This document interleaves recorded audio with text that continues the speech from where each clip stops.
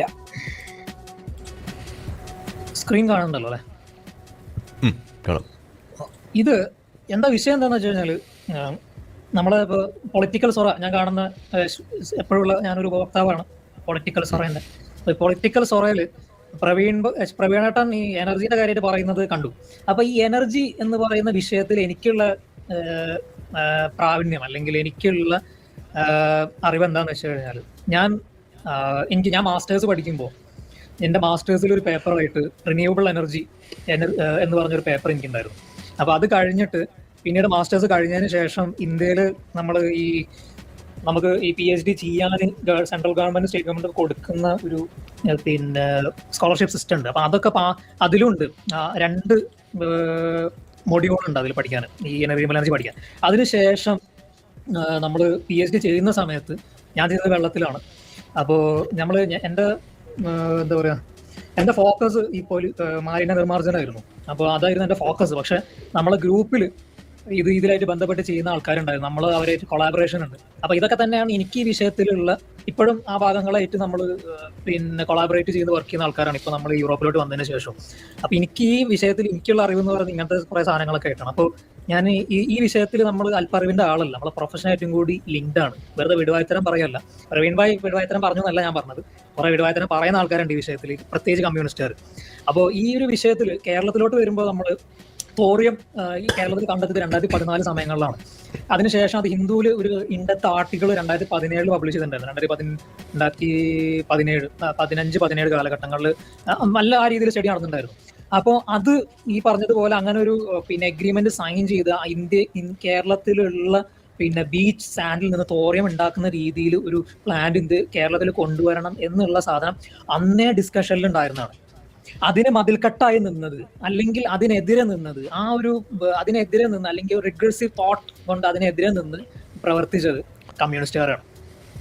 എന്നിട്ട് കമ്മ്യൂണിസ്റ്റ് ഭരണം 10 വർഷം കഴിഞ്ഞിട്ട് കമ്മ്യൂണിസ്റ്റുകാർ കമ്മ്യൂണിസ്റ്റുകാർ തോൽക്കുന്ന സമയത്ത് ഇവിടെ കുറെ കമ്മ്യൂണിസ്റ്റ് ലെഫ്റ്റിസ്റ്റ് ഉണർവോളികൾ ഇൻസ്റ്റഗ്രാമിലും ബാക്കിയുള്ള സ്ഥലങ്ങളൊക്കെ വന്നിട്ട് പറയുന്നുണ്ടായിരുന്നു, നിങ്ങൾ കമ്മ്യൂണിസ്റ്റുകാർക്ക് വോട്ട് ചെയ്യണം, നിങ്ങൾ കമ്മ്യൂണിസ്റ്റുകാർക്ക് വോട്ട് ചെയ്തിട്ടില്ലെങ്കിൽ ഈ തോറിയമൊക്കെ അംബാനി അദാനിയൊക്കെ എടുത്തുകൊണ്ടുവന്നു. ഞാൻ ഇവിടെ കഴിഞ്ഞ 15 വർഷമായിട്ട് നിങ്ങൾ എന്ത് തേങ്ങ കാണിച്ചത് എന്നുള്ളതാണ്. കഴിഞ്ഞ 10 വർഷമായിട്ട് ഞാൻ പറയുന്നത് 2015 തൊട്ടിട്ട് ഇത് പിന്നെ ഈ ഒരു അഗ്രിമെന്റ് സൈൻ ചെയ്യാനും ഇതിനെ പിന്നെ ന്യൂക്ലിയർ എനർജിക്ക് വേണ്ടി ഉപയോഗപ്പെടുത്താനും വേണ്ടിയിട്ടുള്ള കാര്യങ്ങൾ നടന്നുകൊണ്ടിരിക്കുന്നുണ്ട്. ഇതിന് വിലങ്ങുതടിയായി നിന്നത് കേരളത്തിലുള്ള കമ്മ്യൂണിസ്റ്റുകാരും ഇടത് ചിന്താധികാരികളും.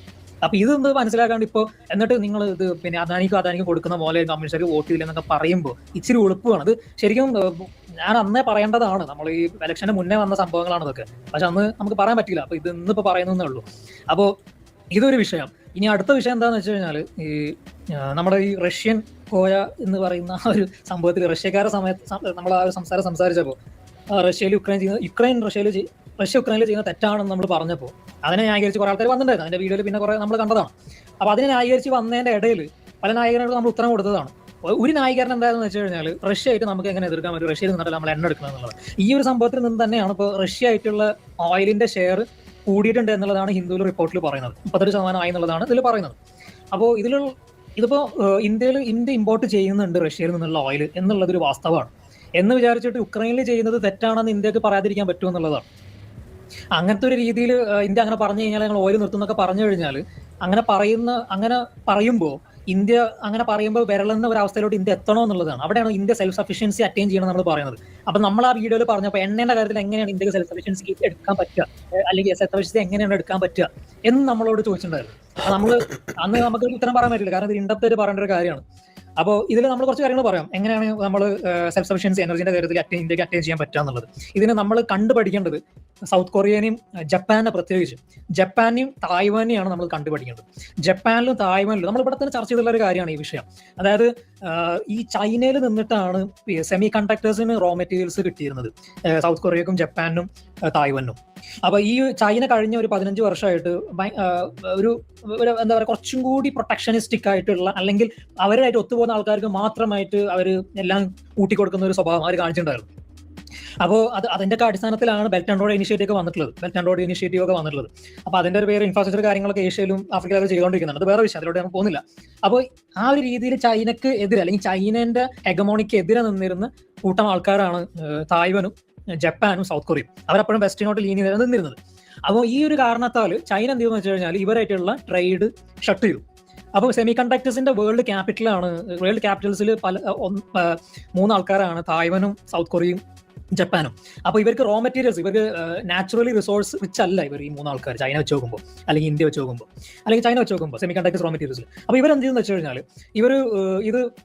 ഇവർ ചൈന അത് കട്ട് ചെയ്തപ്പോൾ ഇവർ ചൈനയെ പോയിട്ട് ഉമ്മവെക്കാൻ നിന്നിട്ടില്ല. ഇപ്പോൾ ഇന്ത്യ ഇപ്പോൾ റഷ്യനെ ഉമ്മവെക്കണം എന്ന് പറഞ്ഞു നിൽക്കുന്ന സംഘികളോടും വലത്തന്മാരോടും നമ്മൾ പറയാണ്, ഇതേപോലെ ഉമ്മവെക്കാൻ നടന്നില്ല. അവരെന്ത് ചെയ്യുന്നു വെച്ച് കഴിഞ്ഞാൽ അവർ ടാക്ടിക്കലായി ചിന്തിച്ചു, അവർക്ക് വേണ്ട റോ മെറ്റീരിയൽസ് ആണ്. അപ്പോൾ അവരെന്ത് ചെയ്യുന്നു വെച്ച് കഴിഞ്ഞാൽ ഓൾറെഡി ഉപയോഗിച്ചുകൊണ്ടിരിക്കുന്ന സെമി കണ്ടക്ടേഴ്സ് ഉപയോഗിക്കുന്ന ഇലക്ട്രോണിക്സ് അപ്ലയൻസസ് ഒക്കെ അവർ റീസൈക്കിൾ ചെയ്തിട്ട് അതിന്ന് അത് വീണ്ടെടുക്കാൻ തുടങ്ങി. ആ മിനറൽസ് ഈ പിന്നെ നമ്മളെ ഈ ഹാഫ്നിയം എന്നൊക്കെ പറയുന്ന കുറെ പീരിയോഡിക് ടേബിളിൽ കുറെ എലിമെന്റ്സ് ഉണ്ട്. ആ എലിമെന്റ്സ് ഒക്കെയാണ് സെമി കണ്ടക്ടേഴ്സ് ഉപയോഗിക്കുന്നത്. സിലിക്കണൊക്കെ അതിന്റെ ഒരു വെർഷനാണ്. സിലിക്കൺ, പിന്നെ ഹാഫ്നിയം, സിലിക്കണൊക്കെ മെയിൻ സാധനമാണ് ആ ഒരു മേഖലയിൽ.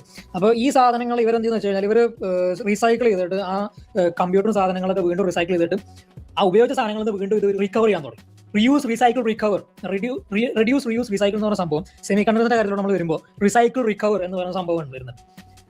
റിസൈക്കിൾ, റിക്കവർ, റിയൂസ് എന്ന് പറഞ്ഞ സംഭവം വരുന്നുണ്ട് സസ്റ്റൈനബിൾ ഡെവലപ്മെന്റ് വിഷയത്തിൽ സെമി കണ്ടക്ടേഴ്സിന്റെ കാര്യം വരുമ്പോൾ. അപ്പോൾ അവരത് ശരിക്കും ഇതിൽ ഉപയോഗിച്ചു. എന്നിട്ട് ഏതൊരു രീതിയിൽ അവർക്ക്, അപ്പോൾ ഈ ഡിമാൻഡ് കൂടിക്കൊണ്ടിരിക്കുകയാണല്ലോ വേൾഡിൽ തന്നെ. അവർക്ക് ഇപ്പോഴും സെമി കണ്ടക്ടേഴ്സ് ഇപ്പോൾ എക്സ്പോർട്ട് ചെയ്യുന്നത് അവർ നിർത്തി കഴിഞ്ഞാൽ അവരുടെ ആ ഒരു എക്കണോമി അത് വളരെ ബാധിക്കും. അവരെന്ന് വെച്ച് കഴിഞ്ഞാൽ ഈ ഡിമാൻഡ് കൂടുന്നവർ അവരെന്ത് ചെയ്യുന്നത് വെച്ച് കഴിഞ്ഞാൽ അവർ തായ്ലൻഡായിട്ടും സൗത്ത് ഏഷ്യയിലെ വേറെ രാജ്യങ്ങളായിട്ടും ലിങ്ക് ഉണ്ടാക്കി.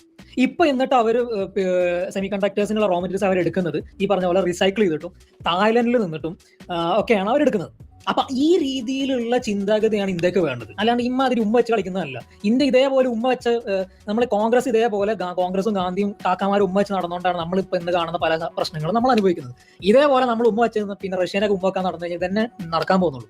അപ്പോൾ ഇതിന് ഈ ഒരു ഹ്യൂമാനിറ്റേറിയൻ ക്രൈസിസിനെ, നമ്മൾ യുക്രൈനിൽ ഇപ്പം നടക്കുന്ന ഹ്യൂമാനിറ്റേറിയൻ ക്രൈസിസിനെ നമ്മൾ അഡ്രസ്സ് ചെയ്തിട്ട് നമ്മൾ അതിന് ഇപ്പോൾ ഒരു ശക്തമായിട്ടുള്ള സ്റ്റാൻഡ് എടുക്കുക. ഞാൻ പറയുന്നില്ല ഒരു ആന്റഗോണിസ്റ്റിക് സ്റ്റാൻഡ് എടുക്കണം, ഞാൻ പറയുന്നില്ല. അതിന് ഭാവിയിൽ നമുക്ക് നോക്കാം സെൽഫ് സഫിഷ്യന്റ് ആകുമ്പോൾ. ഇപ്പോഴത്തെ അവസ്ഥയിൽ സെൽഫ് സഫിഷ്യന്റ് അല്ല, എന്നാലും നമ്മൾ ആ ഹ്യൂമാനിറ്റേറിയൻ ക്രൈസിസിനെങ്കിലും നമ്മൾ കർബ് ചെയ്യേണ്ടതുണ്ട്, അല്ലെങ്കിൽ അതിനെങ്കിലും നമ്മൾ എതിർക്കേണ്ടതുണ്ട് എന്നുള്ളതാണ് ഞാൻ പറയുന്നത്. റഷ്യനെ അല്ലെങ്കിൽ പുടിനെ ഡയറക്റ്റ് ആയിട്ട് എതിർക്കണം ഞാൻ പറയുന്നില്ല, ഞാൻ എതിർക്കും. കാരണം I am not dependent on Russia. അപ്പൊ ഞാൻ എതിർക്കും. അതേമാതിരി ഇവിടെ ഓരോ പൗരനെ എതിർക്കാനുള്ള അവകാശമുണ്ട്. അത് നിങ്ങൾ എതിർക്കാൻ പാടില്ല എന്ന് പറയുന്നതിനോട് എനിക്ക് യോജിപ്പില്ല. ഇനി എക്സ്റ്റേണൽ, അത് right to freedom of expression ആണ് ഒന്നാമത്തെ കാര്യം. ഇനി ഇന്ത്യ എന്നുള്ള രാജ്യത്തിന്റെ കാര്യം വരികയാണെന്നുണ്ടെങ്കിൽ, ആ ഇന്ത്യയുടെ ഭരണകൂടം എന്നുള്ള കാര്യത്തിന്റെ കാര്യത്തിൽ ഒരു കാഴ്ചപ്പാട് വരികയാണെന്നുണ്ടെങ്കിൽ, നിങ്ങൾ അത് ഇന്ത്യന്റെ ഭരണകൂടത്തിന് അറ്റ്ലീസ്റ്റ് ആ ഒരു ഉക്രൈനിൽ നൂറുകണക്കിന് ആൾക്കാർ ഓരോ വർഷവും കൊന്നൊട്ടിക്കൊണ്ടിരിക്കുന്നതാണ്, അതിനെങ്കിലും എതിർക്കാം. അപ്പോൾ നമ്മളിപ്പോൾ പുതിയൊരു റിപ്പോർട്ട് നമ്മൾ കണ്ടത് കഴിഞ്ഞ 3 വർഷത്തിന്റെ ഇടയിൽ ഉക്രൈനിൽ കൊന്നുള്ളത് ആയിരക്കണക്കിന് ആൾക്കാരെയാണ് എന്നുള്ളതാണ് നമ്മൾ കാണുന്നത്. അപ്പൊ ഉക്രൈൻ അതിനെതിരെയാണ്, സെൽഫ് ഡിഫൻസ് ആയിട്ടാണ് അവിടെ അറ്റാക്ക് ചെയ്യുന്നത് റഷ്യ. അപ്പൊ ഇത് നമ്മളിപ്പോൾ മാപ്പ് എടുത്ത് നോക്കുമ്പോൾ ഉക്രൈനിൽ ചരിത്രപരമായിട്ട് ഭാഗങ്ങളായിരുന്നു. ആദ്യം ക്രിമിയ എടുത്തു. ക്രിമിയ പോരാന്നുണ്ട്, ഡൊണസ്ക് ഞങ്ങൾക്ക് വേണം, അങ്ങനത്തെ കുറച്ച് ബോർഡർ സ്ഥലങ്ങൾ ഞങ്ങൾക്ക് വേണമെന്ന് പറഞ്ഞാൽ റഷ്യ വീണ്ടും അറ്റാക്ക് ചെയ്യുന്നത്. അപ്പൊ അതൊക്കെ ഇപ്പൊ റഷ്യ കൈയേറിക്കൊണ്ടിരിക്കുകയാണ്. എന്നിട്ട് ഇപ്പൊ ഇവിടെ കുറെ ആൾക്കാർ, എന്നിട്ട് റഷ്യ വീണ്ടും ഉള്ളിലോട്ട് കയറിക്കൊണ്ടിരിക്കുന്നു, ഉക്രൈന്റെ ക്യാപിറ്റലിലോട്ട് കയറിക്കൊണ്ടിരിക്കുകയാണ്, കീവിലോട്ട് കയറി വന്നുകൊണ്ടിരിക്കുകയാണ്. അപ്പൊ എന്നിട്ട് ഇതിനെ റഷ്യനെ പിന്തുണയ്ക്കാന്ന് പറയുന്നതിനോട് വളരെ മോശം പരിപാടിയാണെന്ന് ഞാൻ പറയുള്ളൂ. എനിക്ക് വളരെ മോശമായിട്ടാണ് അത് തോന്നുന്നത്. അപ്പോൾ ഒരു പൗരൻ എന്നുള്ള റൈറ്റ് ഓഫ് ഫ്രീഡം എക്സ്പ്രഷൻ എന്നുള്ള രീതിയിലും എനിക്ക് എതിർക്കാൻ I don't care, I am not dependent on Russia. അതുകൊണ്ട് ഞാൻ എതിർക്കും. പൗരൻ എന്നുള്ള ഓരോ പൗരൻ എന്നുള്ള ഫ്രീഡം എക്സ്പ്രഷൻ ഉപയോഗപ്പെടുത്തി നമ്മൾ എതിർക്കണം ഞാൻ പറയുന്നത്. ഭരണകൂടം എന്നുള്ള രീതിയിൽ ആ ഒരു ഹ്യൂമാനിറ്റേറിയൻ ക്രൈസിസിന് നമുക്ക് ഇന്ത്യക്ക് അത് ചെയ്യാൻ പാടില്ല, ഒരു ബാലൻസ് സ്റ്റാൻഡ് എടുക്കാം. അത് ചെയ്യാൻ പാടില്ല, റഷ്യ ഡിസ്കഷൻ ചെയ്യണം, റഷ്യ അത് നിർത്തണം എന്നുള്ള രീതിയിലും പറയാം. അല്ല റഷ്യ ആന്റഗോണിസ്റ്റിക് ആയിട്ട് റഷ്യ ചെയ്യുന്നതൊക്കെ തെറ്റാണ്, റഷ്യ പുടിൻ തെറ്റാണെന്ന് പറയേണ്ട ആവശ്യമൊന്നുമില്ല. എനിക്ക് പറയാം, എനിക്ക് തെളിവ് അത് എനിക്ക് പറയാം. പക്ഷെ ഭരണകൂടം എന്നുള്ള രീതിയിൽ എണ്ണ എടുക്കുന്നുണ്ടെങ്കിൽ അത് പറയാം. പിന്നെ ഇതിങ്ങനെ കൂട്ടിക്കൊണ്ടുവരല്ല വേണ്ടത്, ഇത് കുറച്ച് കൊണ്ടുവരാണ് വേണ്ടത്. ഇത് കുറച്ച് കൊണ്ടുവന്നിട്ട് സെൽഫ് സഫിഷ്യന്റ് ആവണം ഇന്ത്യ. ഒരു വെസ്റ്റ് ഒരു കുറച്ചും കൂടി ബന്ധത്തിൽ ഏർപ്പെടും. ഇനി വെസ്റ്റ് ഇതേപോലെ അമേരിക്കക്ക് ഇതേപോലെ അവരുടെ ബിഗ് ബ്രദർ ആറ്റിറ്റ്യൂഡ് കാണിച്ച്, സ്റ്റെപ്പ് മദറിലെ ആറ്റിറ്റ്യൂഡ് കാണിച്ചിട്ട് നമ്മളെ ഈ പറഞ്ഞതുപോലെ പപ്പറ്റാക്കണമെന്നുണ്ടെന്നുണ്ടെങ്കിൽ നമ്മൾ അവരിൽ നിന്നിട്ട് സെൽഫ് സഫിഷ്യൻസി മാറ്റുക എന്നുള്ളതാണ്. പക്ഷെ ഇപ്പൊ താൽക്കാലികമായിട്ട് റഷ്യ ഇങ്ങനത്തെ ഒരു പരിപാടി ചെയ്യുന്നുണ്ട്. ബെസ്റ്റ് ആയിട്ട് നമുക്ക് ഈ രീതിയിൽ കുറച്ചും കൂടി എണ്ണ കൂട്ടാന്നുള്ളതാണ് എന്റെ അഭിപ്രായം. അതേമാതിരി അപ്പൊ അതൊരു കാര്യം. എന്നിട്ട് സെൽഫ് സഫിഷ്യൻസി എത്തിയതിനു ശേഷം റഷ്യകൾ എല്ലാ രീതിയിലുള്ള ഇമ്പോർട്ട്സ് മാറ്റണം എന്നുള്ളതാണ് എൻ്റെ ഒരു അഭിപ്രായം. റഷ്യ ഈ ഒരു യുദ്ധം നിർത്തുന്നവരെ, അല്ലെങ്കിൽ ഇങ്ങനത്തെ ഒരു നിലപാടുകൾ, സ്വച്ഛാധിപത്യ നിലപാടുകൾ നിർത്തുന്നവരെ എന്നുള്ളതാണ്. ഇനി എങ്ങനെ സെൽഫ് സഫിഷ്യൻസി അറ്റൈൻ ചെയ്യാം എന്നുള്ളതാണ്. ഇന്ത്യയിൽ അൺടാപ്ഡ് ആയിട്ടുള്ള കുറെ നാച്ചുറൽ റിസോഴ്സസ് ഉണ്ട്. ഇന്ത്യയിൽ കേരളത്തിന്റെ കാര്യം തോറിയം എന്ന് പറഞ്ഞ സാധനം അത് യുറേനിയത്തിന്റെ പോലെ തന്നെ, അല്ലെങ്കിൽ യുറേനിയത്തിന് അത്ര എഫിഷ്യൻസി ഉണ്ടെന്ന് ഞാൻ പറയില്ല ന്യൂക്ലിയർ എനർജിക്ക്, പക്ഷെ അതുപോലെ തന്നെ അതിനേക്കാളും കുറച്ചുകൂടി കുറഞ്ഞ രീതിയിലാണെങ്കിലും വളരെ അധികം ഇലക്ട്രിസിറ്റി ഉണ്ടാക്കാൻ പറ്റുന്ന ഒരു സാധനമാണ് ന്യൂക്ലിയർ എനർജി സോഴ്സ് ആണ് തോറിയം എന്ന് പറയുന്നത്. അത് 2014 നല്ല കണ്ടെത്തി, അതിന് മുന്നേ കണ്ടെത്തിയിട്ടുണ്ട്.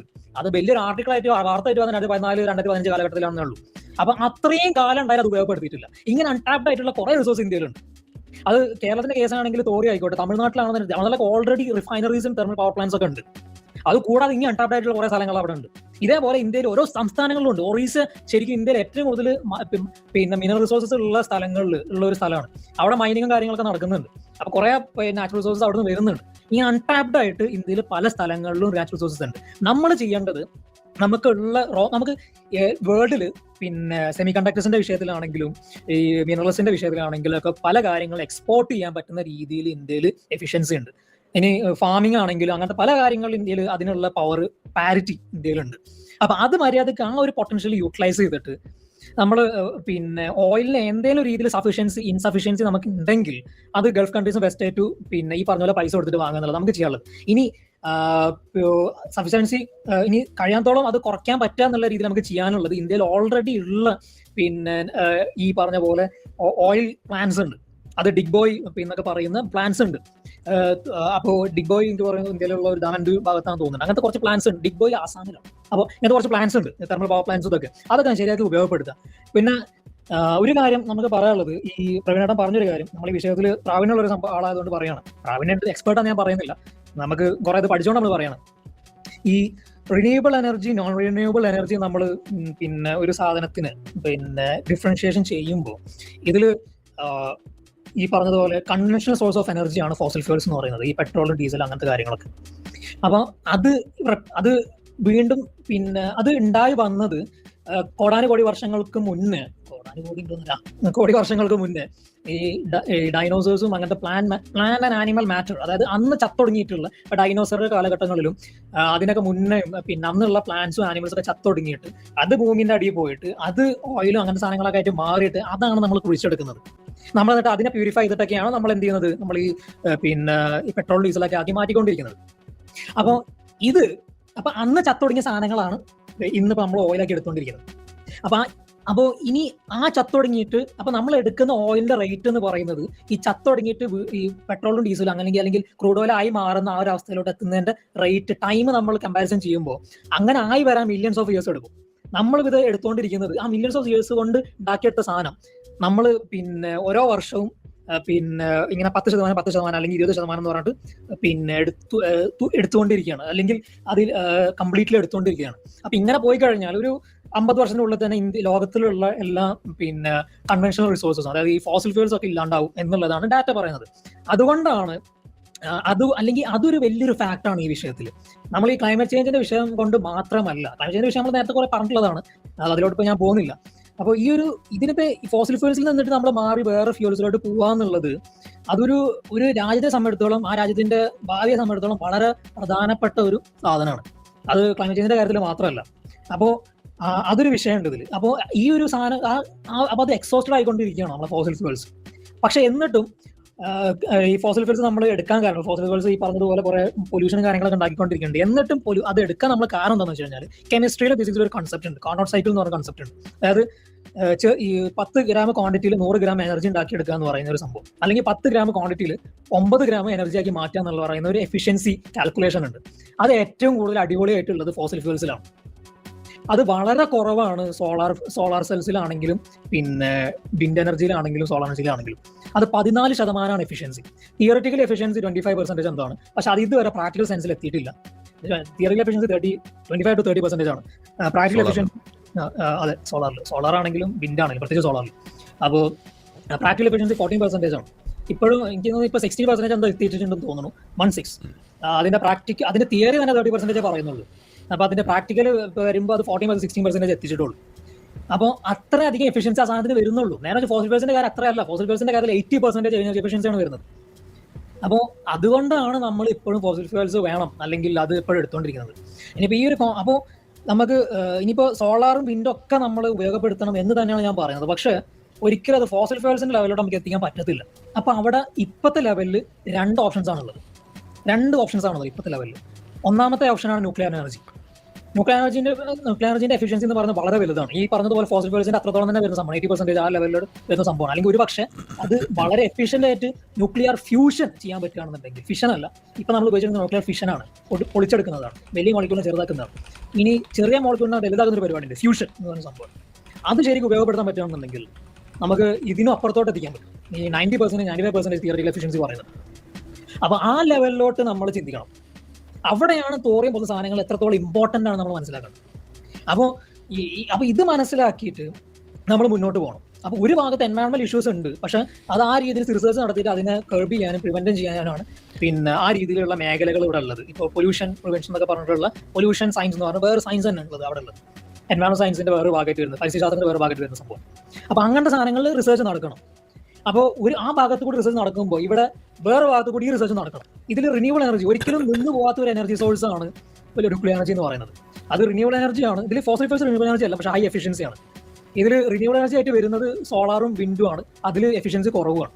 പക്ഷേ ഇതിൽ എഫിഷ്യൻസിയും അത് കൂടാതെ തന്നെ ഈ ഒരു വിഷയത്തിൽ പിന്നെ നിന്ന് പോവാത്തതുമായിട്ടുള്ള സോഴ്സാണ് ന്യൂക്ലിയർ എനർജി എന്ന് പറയുന്നത്.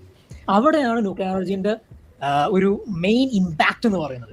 അത് മനസ്സിലാക്കേണ്ടത്, അതിനാണ് നമ്മൾ ടാപ്പ് ചെയ്യേണ്ടത്, അതിനെയാണ് നമ്മൾ പിന്നെ ഫോക്കസ് ചെയ്ത് എക്സ്പ്ലോയിറ്റ് ചെയ്യേണ്ടത്. ഇന്ത്യയൊക്കെ ശരിക്കും അതാണ് ചെയ്യേണ്ടത്. അല്ലാണ്ട് ഇവിടെ നിരവാദം മുടക്കിക്കൊണ്ടിരിക്കുകയല്ല വേണ്ടത്, അല്ലെങ്കിൽ ഇവിടെ മുമ്പ് വെച്ചുകൊണ്ട് കളിക്കുകയല്ല വേണ്ടത്. സെൽഫ് സഫിഷ്യൻസി അച്ചീവ് ചെയ്യുക എന്നുള്ളതാണ്. അങ്ങനെ അച്ചീവ് ചെയ്യാതെ പിന്നെ എന്താണ് വിശ്വഗുരു എന്നൊക്കെ പറഞ്ഞിരുന്നിട്ട് എന്താ കാര്യം എന്നുള്ളതാണ്. അപ്പോൾ ഇത് ശരിക്കും നമ്മളെ BJP ഗവൺമെന്റ് ആണെങ്കിലും അത് മുന്നോട്ട് കാര്യങ്ങൾ നീക്കേണ്ടതാണ്. സെൻട്രൽ ഗവൺമെന്റ് നീക്കേണ്ട കാര്യങ്ങളാണ്. സ്റ്റേറ്റ് ഗവൺമെന്റ് അതിനെ പിന്തുണച്ചുകൊണ്ട് നീക്കേണ്ട സംഭവങ്ങളാണ് ഇതൊക്കെ. ഇത് സ്റ്റേറ്റ് ഗവൺമെന്റ് ഇറങ്ങിക്കഴിഞ്ഞാൽ സെൻട്രൽ ഗവൺമെന്റ് പിന്നെ ശരിയല്ല എന്ന് പറയും. സെൻട്രൽ ഗവൺമെന്റ് ഇത് മുന്നോട്ട് വെച്ച് കഴിഞ്ഞാൽ സ്റ്റേറ്റ് ഗവൺമെന്റ് ഇവിടെ കുത്തിത്തിരിപ്പ് സംഭവങ്ങൾ ചെയ്തുകൊണ്ടിരിക്കും. ഇതാണ് ഇതുപോലത്തുള്ള പ്രശ്നം. അപ്പോൾ എനിക്കൊരു സംശയം, ഈ ന്യൂക്ലിയർ എനർജിയുടെ കാര്യം പറയുമ്പോൾ ന്യൂക്ലിയർ വേസ്റ്റ് ഒരു വലിയ വിഷയമായിട്ടാണല്ലോ ഇവിടെ ഉന്നയിക്കാറ്. ഇപ്പോൾ കൂടംകുളം പദ്ധതി, അതുപോലെ പല സാധനങ്ങൾ വരുമ്പോൾ, അതുപോലെ ഇപ്പോൾ ചെർണോബിൽ ദുരന്തം, അങ്ങനെ ഇങ്ങനെയൊക്കെ പറഞ്ഞ് ആളുകളുടെ മനസ്സിൽ ഒരുപാട് ദുരന്ത കഥകളാണ് കിടക്കുന്നത്. ഇപ്പം സുനാമി വന്നപ്പോൾ ജപ്പാനിലുണ്ടായിട്ടുള്ള വിഷയം. അപ്പോൾ ഈ ന്യൂക്ലിയർ വേസ്റ്റ് മാനേജ്മെന്റ് അതിൻ്റെ നില ഇപ്പം എങ്ങനെയാണ് പൊതുവേ?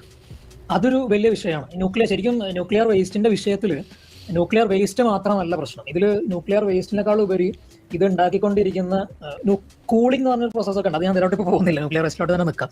ഈ ന്യൂക്ലിയർ വേസ്റ്റിന്റെ വിഷയത്തിൽ ഈ പൊതുവെ ട്രഡീഷണലി ചെയ്തുകൊണ്ടിരിക്കുന്നത്, കൂടങ്ങളൊക്കെ നടന്നത്, അല്ലെങ്കിൽ ഇന്ത്യയിൽ പ്രധാനമായിട്ട് ഈ പ്രശ്നം ന്യൂക്ലിയർ വേസ്റ്റിന്റെ വിഷയത്തിലേക്ക് വരാൻ കാരണം എന്താണെന്ന് വെച്ച് കഴിഞ്ഞാൽ, നമ്മളൊരു പ്രശ്നം എന്ന് വെച്ച് കഴിഞ്ഞാൽ നമ്മൾ വിഷയങ്ങളെ മര്യാദയ്ക്ക് അഡ്രസ്സ് ചെയ്യില്ല. നമ്മളെല്ലാത്തിൽ നിന്നും ഒളിച്ചോടാണ് ശ്രമിക്കുന്നത്. അത് നമ്മൾ ന്യൂക്ലിയർ വിഷയത്തിൽ മാത്രമല്ല, ന്യൂക്ലിയർ വിഷയം വരുമ്പോൾ നമ്മൾ ഇനി ന്യൂക്ലിയർ എനർജിന്റെ അല്ലെങ്കിൽ ന്യൂക്ലിയർ വേസ്റ്റിന്റെ വിഷയം നമ്മൾ എക്സാമ്പിൾ ആയിട്ട് പറയും, ഉദാഹരണമായിട്ട് പറയുമ്പോൾ നമ്മൾ ന്യൂക്ലിയർ വേസ്റ്റിനെ ഡിസ്പോസ് ചെയ്യുന്നത് സയന്റിഫിക് ആയിട്ടല്ല. നമ്മൾ ന്യൂക്ലിയർ വേസ്റ്റ് ഉണ്ടാകുമ്പോൾ അതിനെ കുറിച്ചിട്ടല്ല പരിപാടി. ഇത് ന്യൂക്ലിയർ വേസ്റ്റിന്റെ പരിപാടി മാത്രമല്ല, ഇത് ഇന്ത്യയിൽ ഓരോ ഇൻഡസ്ട്രി ഉണ്ടാക്കുന്ന waste water CPCB pollution control board വരെ പറയുള്ളൂ, നിങ്ങൾ വേസ്റ്റ് വാട്ടർ ഉണ്ടാക്കുന്നുണ്ടെങ്കിൽ നിങ്ങൾ അത് പ്രശ്നം ഉണ്ടെന്ന് പറയും. നമ്മുടെ മോഹൻലാലും ബിസിനസ് സിനിമയിൽ പറയുന്ന പോലെ. എന്നിട്ട് കുറച്ച് കള്ളും പെണ്ണും പിന്നെ പൈസ ഒക്കെ കൂട്ടി കൊടുത്തു കഴിഞ്ഞാൽ അവർ പറയാം, നിങ്ങളെ കുഴപ്പമില്ല, നിങ്ങൾ എന്ത് ചെയ്യുക വെച്ചാൽ നിങ്ങൾ അത് ഭൂമിയുടെ അടിയിലോട്ട് വിട്ടാൽ മതി എന്ന് പറയും. എന്നിട്ട് ഭൂമിയുടെ അടിയിൽ എന്താ നടക്കുന്നത്? ഈ ഭൂമിയുടെ അടിയിലോട്ട് ഈ വെള്ളം വിട്ട് കഴിഞ്ഞാൽ ഭൂമിയുടെ അടിയിൽ നിന്നാണ് നമ്മൾ കിണർ കുടിച്ചിട്ട് വെള്ളം എടുക്കുന്നത്, അല്ലെങ്കിൽ കുഴൽക്കിണർ എടുക്കുന്ന ഭൂമിയുടെ അടിയിൽ നിന്നാണ്. നമ്മൾ ഈ വേസ്റ്റ് വെള്ളം ഭൂമിയുടെ അടിയിലോട്ട് വിട്ട് കഴിഞ്ഞാൽ ഭാവിയിൽ നമ്മുടെ കിണർ വെള്ളത്തിലും നമ്മുടെ പിന്നെ കുഴൽക്കിണറ്റിലെ വെള്ളത്തിലും ഒക്കെ ഇത് വരും. It's quite natural. ഇത് പ്രകൃതിയിൽ പ്രകൃതി എന്ന് പറയുന്നത് ഒരു സയന്റിഫിക് സാധനമാണ്. അതിനെ നല്ല രീതിയിൽ എങ്ങനെ കൈകാര്യം ചെയ്യുന്നുള്ളതാണ് നമ്മൾ പഠിക്കേണ്ടത്. നമ്മൾ കാര്യങ്ങൾക്കൊക്കെ ഷോർട്ട് ടേം സൊല്യൂഷൻസാണ് നമ്മൾ പിന്നെ നോക്കിക്കാണുന്നത്. ഇന്ത്യയിൽ ന്യൂക്ലിയർ വേസ്റ്റിന്റെ പ്രശ്നത്തിൽ നടന്നത് ഇതാണ്. ഈ നമ്മളൊക്കെ കുഴിച്ചിടല പരിപാടി. വേസ്റ്റ് വെള്ളത്തിന്റെ കാര്യത്തിലാണ് കുഴിച്ചിടലാണ്. പിന്നെ നമ്മൾ ഈ ഡൽഹിയിൽ ഉണ്ടാകുന്ന എയർ പൊല്യൂഷൻ കുഴിച്ചിടാൻ പറ്റത്തില്ല. അതാണ് ഇപ്പോൾ അവിടുത്തെ പ്രശ്നം. അതാണ് വർഷം അത് സോൾവ് ചെയ്യാൻ പറ്റുന്നത്.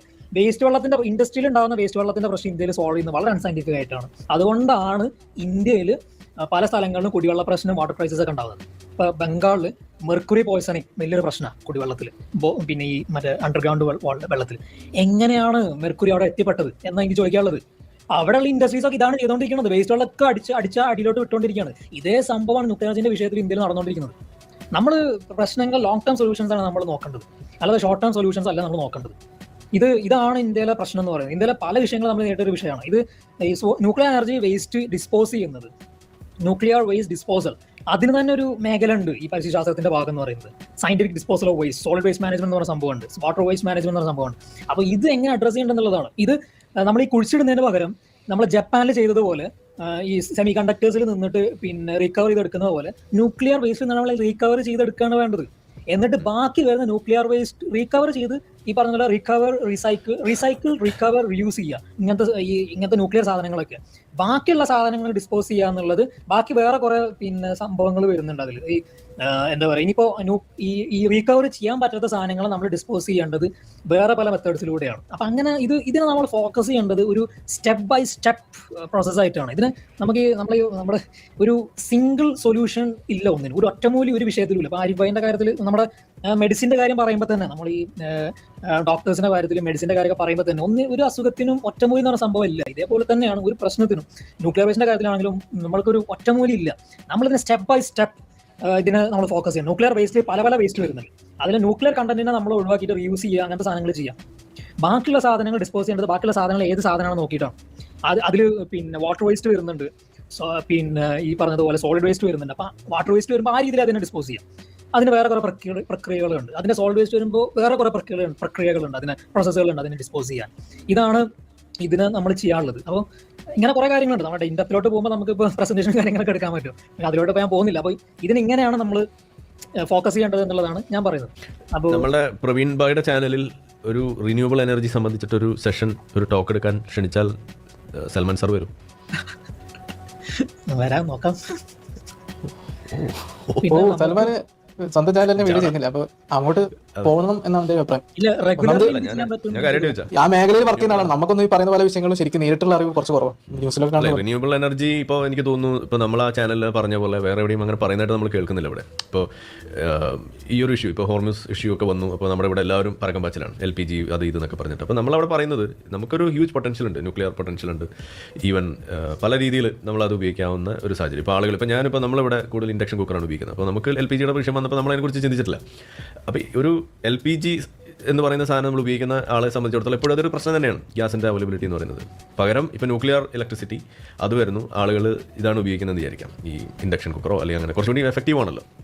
എനർജി കൺസംഷൻ വൈസ് നോക്കുമ്പോഴും അത് എഫക്റ്റീവാണ്, മറ്റേ ഹീറ്റിംഗ് സിസ്റ്റം അല്ല. അപ്പോൾ അങ്ങനെയൊക്കെ നോക്കുമ്പോൾ കുറേയും കൂടിയും എനർജി കൺസർവേഷൻ ഒക്കെ എളുപ്പമാവുകയല്ലേ ചെയ്യാം. അങ്ങനെയൊക്കെ നോക്കുമ്പോൾ ഈ ഒരു ഡിപ്പെൻഡൻസി പറയും. പിന്നെ ഞാനിപ്പോൾ നമ്മൾ ചൈനയിൽ പോയി, ചൈനയെ നമ്മൾ കാണുന്നത് എന്താ, അവിടെ തലങ്ങും വിലങ്ങും ഇലക്ട്രിക് വണ്ടികളാണ്. ഈ പറയുന്ന പെട്രോൾ ഡീസൽ ഉപയോഗിക്കുന്ന വണ്ടികളുടെ എണ്ണം എന്ന് പറഞ്ഞാൽ വളരെ കുറവാണ്. അവരുടെ സ്വന്തം BYD ആയാലും അത് ഇതും എങ്ങോട്ട് നോക്കിയാലും ഇലക്ട്രിക് വണ്ടികളാണ്. ആ രീതിയിലേക്ക് അവർ മാറിക്കഴിഞ്ഞു. നമ്മളിവിടെ ഇപ്പോഴും ഒരു മര്യാദയ്ക്ക് റോഡ് പോലും പണിയാൻ നമുക്ക് കഴിയാതെ നമ്മളിരിക്കുമ്പോൾ ഇതാണ് പ്രശ്നം. അവിടെ ടാക്സി ആയിട്ട് ഇലക്ട്രിക് കാറുകൾ ഓടുന്നു, അങ്ങനെ പല രീതിയിൽ അവർ ആ രീതിയിലാണ് മുന്നോട്ട് പോയിരിക്കുന്നത്. എന്നുവെച്ചാൽ അവരൊരു പാരലൽ വേൾഡാണ്, totally disconnected from rest of the world. അവരെല്ലാവർക്കും ആവശ്യമാണ്, അവർക്ക് ആരെയും ആവശ്യമില്ല. അങ്ങനെ ഒരു ലെവലാണ് അവർ പോയിക്കൊണ്ടിരിക്കുന്നത്. അതിലേറ്റവും പ്രധാനമാണ് ഈ എനർജി സഫിഷ്യൻസി എന്ന് പറയുന്നത്. നമ്മളിപ്പോഴും അതിൽ പിന്നിലാണെന്നുള്ള. അതെ, നമ്മൾ അഡ്രസ് ചെയ്യേണ്ട ഒരു വിഷയമാണ് അത്. നമ്മുടെ ചാനൽ ചർച്ച ചെയ്യുകയാണെങ്കിൽ ആ ഒരു ഗവൺമെന്റ് തലത്തിലോട്ട് കൊണ്ടുപോകാൻ പറ്റുകയാണെന്നുണ്ടെങ്കിൽ വലിയൊരു കാര്യമാണ്. നമ്മൾ എത്തും. പ്രത്യേകിച്ച് ഇപ്പോൾ കേരളത്തിൽ നമ്മൾ പറയുകയാണെന്നുണ്ടെങ്കിൽ UDF സർക്കാർ അവർ പിൻ ചെയ്ത് വെച്ചിട്ടുള്ള കുറച്ച് ചാനലുണ്ട്. അതിലൊന്നും നമ്മുടെ ചാനലാണ് എന്നാണ് നമുക്ക് അറിയാൻ കഴിയുന്നത്. ആരിഫ് ഹുസൈൻ്റെ ചാനലാണോ അതോ നമ്മളല്ല, മറ്റേത് മേക്ക് സെൻസ് മീഡിയ. അതിൽ വരുന്ന കാര്യം അടുത്ത അവരുടെ സഭയിലെ മീറ്റിംഗിലും പത്രസമ്മേളനത്തിൽ അവർ പറയണതാണ് നമ്മൾ കേൾക്കണത്. ആ രീതിയിലാണ് പോയിക്കൊണ്ടിരിക്കുന്നത്. അതായിരിക്കും പ്രവീണേട്ടൻ കുറച്ചൊരു ബാലൻസിങ് അവിടെ ഇവിടെ ചെയ്യുന്നത്. പിന്നെ നിങ്ങളുള്ളതുകൊണ്ട് വല്ലാണ്ട് നടക്കുന്നില്ല എന്നുള്ളൂ. ഇല്ല, പ്രവീൺ രവി അങ്ങനെ തന്നെയാണ് സംസാരിക്കാറ്. പ്രവീൺ രവി മുമ്പും ഇപ്പൊ പ്രവീൺ രവിനെ കുറിച്ച് സംഖ്യ പറയാറുണ്ട് പല ആൾക്കാരും. പക്ഷെ പ്രവീൺ ആരിഫിനേക്കാളും വളരെ മൈൽഡാണ്. ഒരു പക്ഷേ രവീന്ദ്ര സിയുടെ അത്ര പോലും വരില്ല. എല്ലാ കാര്യത്തിലും കോംപ്രമൈസിന്റെ ആളാണ് ശരി. അതെ. പക്ഷെ അതൊരു നല്ലതാണ് എൻ്റെ ഒരു അഭിപ്രായം കേട്ടോ. അങ്ങനത്തെ ആൾക്കാർ വേണം. കാരണം ബിസിനസ്സിൽ അത് ഭയങ്കര ഇമ്പോർട്ടന്റ് ആണ്. ഇപ്പോൾ രവിചന്ദ്രൻ സി ആണെങ്കിൽ രവിചന്ദ്രൻ സി ഒരു മാഷാണ്. പുള്ളിക്കാരൻ he is not bothered about corporate science or business. Arif bhai ആണെങ്കിൽ ആ ഒരു ലെവലിലോട്ട് അത് മാറിക്കഴിഞ്ഞു. പുള്ളിക്കാരൻ അത് തുടങ്ങി വെച്ച് ആ ഒരു പയനീറായിട്ട് പണിയെടുക്കുന്ന ഒരാളാണ്. പ്രവീൺ ഭായ് ഒരു ബിസിനസ് മൈൻഡ് ആണ്, അതുകൊണ്ടാണ് ആ ഒരു രീതിയിൽ നടക്കുന്നത്. അത് അങ്ങനത്തെ ആൾക്കാർ വേണം എന്നുള്ളതാണ് എൻ്റെ അഭിപ്രായം. എല്ലാവരും ഭയങ്കര പ്രോ ബിസിനസ് ആണ്. ഈ ഹിന്ദു സമൂഹത്തിന്റെ ഇടയിൽ തന്നെ ഈ ഉള്ള ബിസിനസിനോടുള്ള, പ്രത്യേകിച്ച് കേരളത്തിലൊക്കെ ഉള്ള കമ്മ്യൂണിസ്റ്റ് ആശയത്തിനൊക്കെ ഭയങ്കര വിരുദ്ധനാണ്. എനിക്കൊന്ന് പുള്ളിയുടെ കുടുംബത്തിന്റെ ബാക്ക്ഗ്രൗണ്ട് കമ്മ്യൂണിസ്റ്റ് ബാക്ക്ഗ്രൗണ്ട് ഒക്കെ ആയിരുന്നു അത്രേ അല്ലെ. പിന്നെ അതിന് പോജിച്ച് വന്നത്. അപ്പൊ അങ്ങനത്തെ ആൾക്കാർക്ക് അങ്ങനെ. അതേപോലെ തന്നെയാണ് പല ആൾക്കാരും അങ്ങനെ പുറത്തു വന്ന ആൾക്കാർക്ക് ഭയങ്കര പ്രോ ബിസിനസ് മൈൻഡ് ഉള്ള ആളുകളാണ്. അപ്പൊ അവര് പ്രവീണ സംഖ്യ എന്ന് വിളിക്കുന്ന ആൾക്കാർക്ക് എന്ത് വട്ടാന്ന് ഞാൻ കരുത്. കാരണം ഈ മേക്ക് സെൻസ് വീഡിയോ പുള്ളിയുടെ വീഡിയോ കണ്ടറിയാം, പുള്ളി വളരെ ന്യൂട്രലാണ്. പ്രവീണേട്ടന്റെ പോലത്തെ ആൾക്കാർ വളരെ പ്രധാനപ്പെട്ട ഒരു ഘടകമാണ്. കാരണം ഇത് കുറെ കാര്യങ്ങൾ നമ്മളായിട്ട് ഒത്തുപോകാത്ത കുറെ ആൾക്കാരുണ്ടാവും. അപ്പൊ അവരെയൊക്കെ കൂട്ടിയണക്കാൻ പ്രവീണേട്ടനെ പോലത്തെ ആൾക്കാരെ കൊണ്ട് പറ്റും, അവരുടെ ആ ഒരു നിലപാട് കൊണ്ട്. എന്നാൽ പിന്നെ വല്ലാണ്ട് എന്നാ പ്രീണനം എന്നുള്ള രീതിയിലോട്ട് പോകില്ല. അതാണ് ഞാൻ ശ്രദ്ധിച്ചിട്ടുള്ളത്. അതൊരു വലിയൊരു കാര്യമാണ്. അതാണ് നമുക്ക് വേണ്ട ഒരു നിലപാടെന്ന് പറയുന്നത്. അപ്പോൾ ഓഡിയൻസിലേക്ക് പോയാലോ? ഒരു ചെറിയൊരു ഇത് കംപ്ലീറ്റ് ചെയ്യാൻ പറ്റില്ല. ചോദ്യങ്ങളിലോട്ട് പോയി കംപ്ലീറ്റ് ചെയ്ത് നിർത്താം. അപ്പോൾ ഇതൊരു വഴിയാണ്, ന്യൂക്ലിയർ എനർജിയാണ് പ്രധാനപ്പെട്ട വഴി. പിന്നെ നമ്മളൊക്കെ ഇവിടെ പണിയെടുക്കുന്ന വേറൊരു മേഖല ഉണ്ട്, ഹൈഡ്രജൻ എന്ന് പറഞ്ഞ സംഭവം. ഹൈഡ്രജൻ ഒരു എനർജി സോഴ്സ് ആയിട്ട് മാറ്റുന്നത്, അത് നമ്മളിപ്പോൾ പണിയെടുത്തുകൊണ്ടിരിക്കുകയാണ് ആ ഒരു മേഖലയിൽ. ഇതിൽ ഇവിടെ ഹൈഡ്രജൻ ട്രെയിൻ ഒക്കെ ഇറക്കിട്ടോ നമ്മള് ആര് ഇന്ത്യ ഇറക്കിയോ? വിശ്വഗുരു ഇറക്കി, അറിഞ്ഞില്ല. നോക്കട്ടെ, വിശ്വഗുരുവിനെ തൊട്ട് കളിക്കുമ്പോൾ സൂക്ഷിക്കണം. ഓക്കെ. അപ്പോൾ ഈ ഹൈഡ്രജൻ എന്ന് പറഞ്ഞ സംഭവം, പക്ഷെ ട്രെയിൻ ഇറക്കാൻ മാത്രം സ്റ്റേജിലോട്ടൊന്നും അതിന്റെ റിസർച്ച് എത്തിയിട്ടില്ലല്ലോ. ഏത് ലോകത്താണ്? പ്രോട്ടോടൈപ്പ് ആണോ അതോ? യൂറോപ്പിലൊക്കെ കുറെ ബസ്സൊക്കെ ഉണ്ട്, ഞാൻ യുകെയിലോ എവിടെ കണ്ടിട്ടുണ്ടായിരുന്നു ബസ്സും. ഹൈഡ്രജന് കുറെ പ്രശ്നങ്ങൾ മാറി, അത് ആ ഒരു ലെവലിലോട്ട്, ആ ഒരു ടാപ്പ് ചെയ്യാൻ ലെവലിലോട്ട് എത്തിയിട്ടില്ല, എക്സ്പ്ലോയിറ്റേഷൻ ലെവലിലോട്ട് എത്തിയില്ല ഹൈഡ്രജൻ. കാരണം ഹൈഡ്രജന്റെ ഒരു മെയിൻ പ്രശ്നം എന്താണെന്ന് വെച്ച് കഴിഞ്ഞാൽ പിന്നെ സ്റ്റോറേജ് ആണ്. ഹൈഡ്രജൻ നമ്മൾ ഉണ്ടാക്കിയതിനു ശേഷം നമ്മളത് ടാപ്പ് ചെയ്യാൻ അല്ലെങ്കിൽ അതിനെ എക്സ്പ്ലോയിറ്റ് ചെയ്യുന്ന ലെവലിലോട്ട്, അല്ലെങ്കിൽ അത് നമുക്ക് ഉപയോഗപ്പെടുത്തുന്ന ആ ഒരു സ്റ്റേജിലോട്ട് എത്താൻ സമയം എടുക്കും. അപ്പോൾ ഇത് ഗെറ്റ് ട്രെയിൻ സൂൺ എന്നാണ്, എത്തിയിട്ടില്ല. അല്ല, India is launching its first indigenous hydrogen fuel cell train on the Jind to Sonipat route. This article explains the science behind the technology and why it matters for Indian Railways. ഇത് ഇറങ്ങാൻ പോവാണ്, train അതാണ് ready. ഇത് ഹൈഡ്രജന് വലിയൊരു hydrogen fuel cell ആണ്. ഇത് ഇറങ്ങുമ്പോൾ നമ്മൾ ഇതിന്റെ എഫിഷ്യൻസി വലിയൊരു പ്രശ്നമായിരിക്കും. എഫിഷ്യൻസി എന്ന് പറയുമ്പോൾ ഇത് നല്ല എഫിഷ്യൻസിയാണ്. നമ്മൾ ന്യൂക്ലിയർ എനർജിന്റെ കാര്യം പറയുമ്പോൾ ന്യൂക്ലിയർ എനർജിന്റെ കഴിഞ്ഞാൽ നല്ലൊരു എനർജി സോഴ്സ് ആയിട്ട് നമ്മൾ കാണുന്ന സംഭവമാണ് ഹൈഡ്രജൻ എന്ന് പറയുന്നത്. പക്ഷെ ഇതിന്റെ സ്റ്റോറേജ് വലിയൊരു പ്രശ്നമാണ് ഹൈഡ്രജന്റെ. അപ്പോൾ ഇത് നമ്മളിപ്പോൾ ഇങ്ങനെ പറയുമ്പോൾ ഇതിന്റെ എഫക്റ്റീവ്നെസ് എത്രയായിരിക്കും, ഇത് റിയൽ വേൾഡിൽ എത്രത്തോളം എഫക്റ്റീവ് ആവുന്നത് നമ്മൾ നോക്കേണ്ട ഒരു കാര്യമാണ്. പിന്നെ ഈ ഹൈഡ്രജന്റെ ഒരു വിഷയം എന്താണെന്ന് വെച്ച് കഴിഞ്ഞാൽ, ഹൈഡ്രജൻ നമ്മൾ എവിടെ നിന്ന് എടുക്കുന്നതെന്ന് അറിയോ? ഹൈഡ്രജൻ നമ്മൾ എടുക്കുന്നത് വെള്ളത്തിൽ നിന്നാണ്. അപ്പോൾ ഈ വെള്ളത്തിനെ സ്പ്ലിറ്റ് ചെയ്ത് ഓക്സിജൻ ഹൈഡ്രജനാക്കി മാറ്റും, എന്നിട്ട് ആ ഹൈഡ്രജനാണ് നമ്മൾ എനർജി സോഴ്സ് ആയിട്ട് എടുക്കുന്നത്. അപ്പൊ അത് എനർജി, അപ്പൊ ഇലക്ട്രോളിസിസ് എന്നൊക്കെ പറയും, ഇലക്ട്രോളിസിസ്. അപ്പൊ ഇതിനൊരു എനർജി വേണം, അതിന്റെ എനർജി പിന്നെ കൺസപ്ഷൻ വലിയൊരു ഫാക്ടറാണ്. പക്ഷെ ഇത് നല്ല ഇനിഷ്യേറ്റീവ് ആണ്. പക്ഷെ അതിന്റെ ഒരു real world application same problem അല്ലേ നമ്മൾ ഇവിക്കും പറയുന്നത്. അതായത് ഇവി ഉപയോഗിക്കാനുള്ള ഇലക്ട്രിസിറ്റി ഉണ്ടാക്കുന്നത് നമ്മളുടെ കോള് കത്തിച്ചും അല്ലെങ്കിൽ ഫോസിൽ ഫ്യൂവൽസ് ഉപയോഗിച്ചിട്ടാവുമ്പോൾ അവിടെ ആ ഒരു പ്രശ്നം വരുന്നുണ്ടല്ലോ, അതാണ് എഫിഷ്യന്റ് ആണെന്നുള്ളത്. ഇത് അപ്പോൾ ഇത് ഹൈഡ്രജൻ ഒരു സംഭവമാണ്. പിന്നെ വേറൊരു ടൈപ്പ് ഓഫ് എനർജി ഉണ്ട്, പക്ഷെ അത് സയൻസ് ഫിക്ഷനിൽ മാത്രം എക്സിസ്റ്റ് ചെയ്യുന്നുള്ളൂ. ഇതുവരെ അത് പിന്നെ തിയററ്റിക്കലി മാത്തമാറ്റീഷ്യൻസും ഫിസിഷ്യൻസ് ഒക്കെ തിയററ്റിക്കൽ ഫിസിക്സിലൊക്കെ പറഞ്ഞിട്ടുള്ളൂ. ഇതുവരെ പ്രാവീണ്യത്തിൽ റിയൽ വേൾഡിൽ കൊണ്ടുവരാൻ കൂടി ചിന്തിക്കാൻ പറ്റിയിട്ടില്ല. ലാബോറട്ടറി സ്കെയിലും കൂടി പറ്റില്ല. ഹൈഡ്രജൻ പിന്നെയും ലാബോറട്ടറി സ്കെയിൽ പറ്റുന്നുണ്ട്, സ്റ്റോറേജ് മാത്രമേ പ്രശ്നമുള്ളൂ. ആ ഒരു ടെക്നോളജിയാണ് ലൈറ്റ്നിങ് പവർ ടാപ്പ് ചെയ്യാന്നുള്ളത്. നമ്മൾ ഈ ലൈറ്റ്നിങ് ബോൾട്ടിൽ ഓരോ മിന്നലിലും ഒരു സിറ്റി മൊത്തം കത്തിക്കാൻ, ഓരോ സിറ്റി മാസങ്ങളോളം കത്തിക്കാനുള്ള എനർജി ഉണ്ട് എന്നാണ് പറയുന്നത്. അപ്പോൾ ഇത് ഒരു സയൻസ് ഫിക്ഷൻ ആയിട്ട് എപ്പോഴും നിലനിൽക്കുന്നത്. സ്കൂളിൽ പഠിക്കുമ്പോൾ കേട്ടു തുടങ്ങി. അത് ഇപ്പോഴും സയൻസ് ഫിക്ഷൻ ആയിട്ട്, പക്ഷെ റിസർച്ച് നടക്കുന്നുണ്ട് കേട്ടോ. ഇത് ഈ ഒരു സംഭവത്തിൽ നടക്കുന്നുണ്ട്. പക്ഷെ ഇതിപ്പോഴും ഈ ഒരു സംഭവത്തിലും ഹൈഡ്രജന്റെ വിഷയത്തിലൊക്കെ പ്രശ്നം എന്താ വെച്ചാൽ സ്റ്റോറേജ് ആണ് പ്രശ്നം. അത് വലിയൊരു ഫാക്ടർ. അപ്പൊ അത് നമ്മൾ ഡെവലപ്പ് ചെയ്യാത്തോടത്തോളം കാലം ഇതൊരു വലിയൊരു ഫാക്ടർ ആയിരിക്കും. ഇപ്പൊ ലിഥിയം അയോൺ ആണല്ലോ ഇപ്പോൾ നമ്മൾ ബാറ്ററി ടെക്നോളജിയിൽ നമ്മൾ പറയുന്നത്.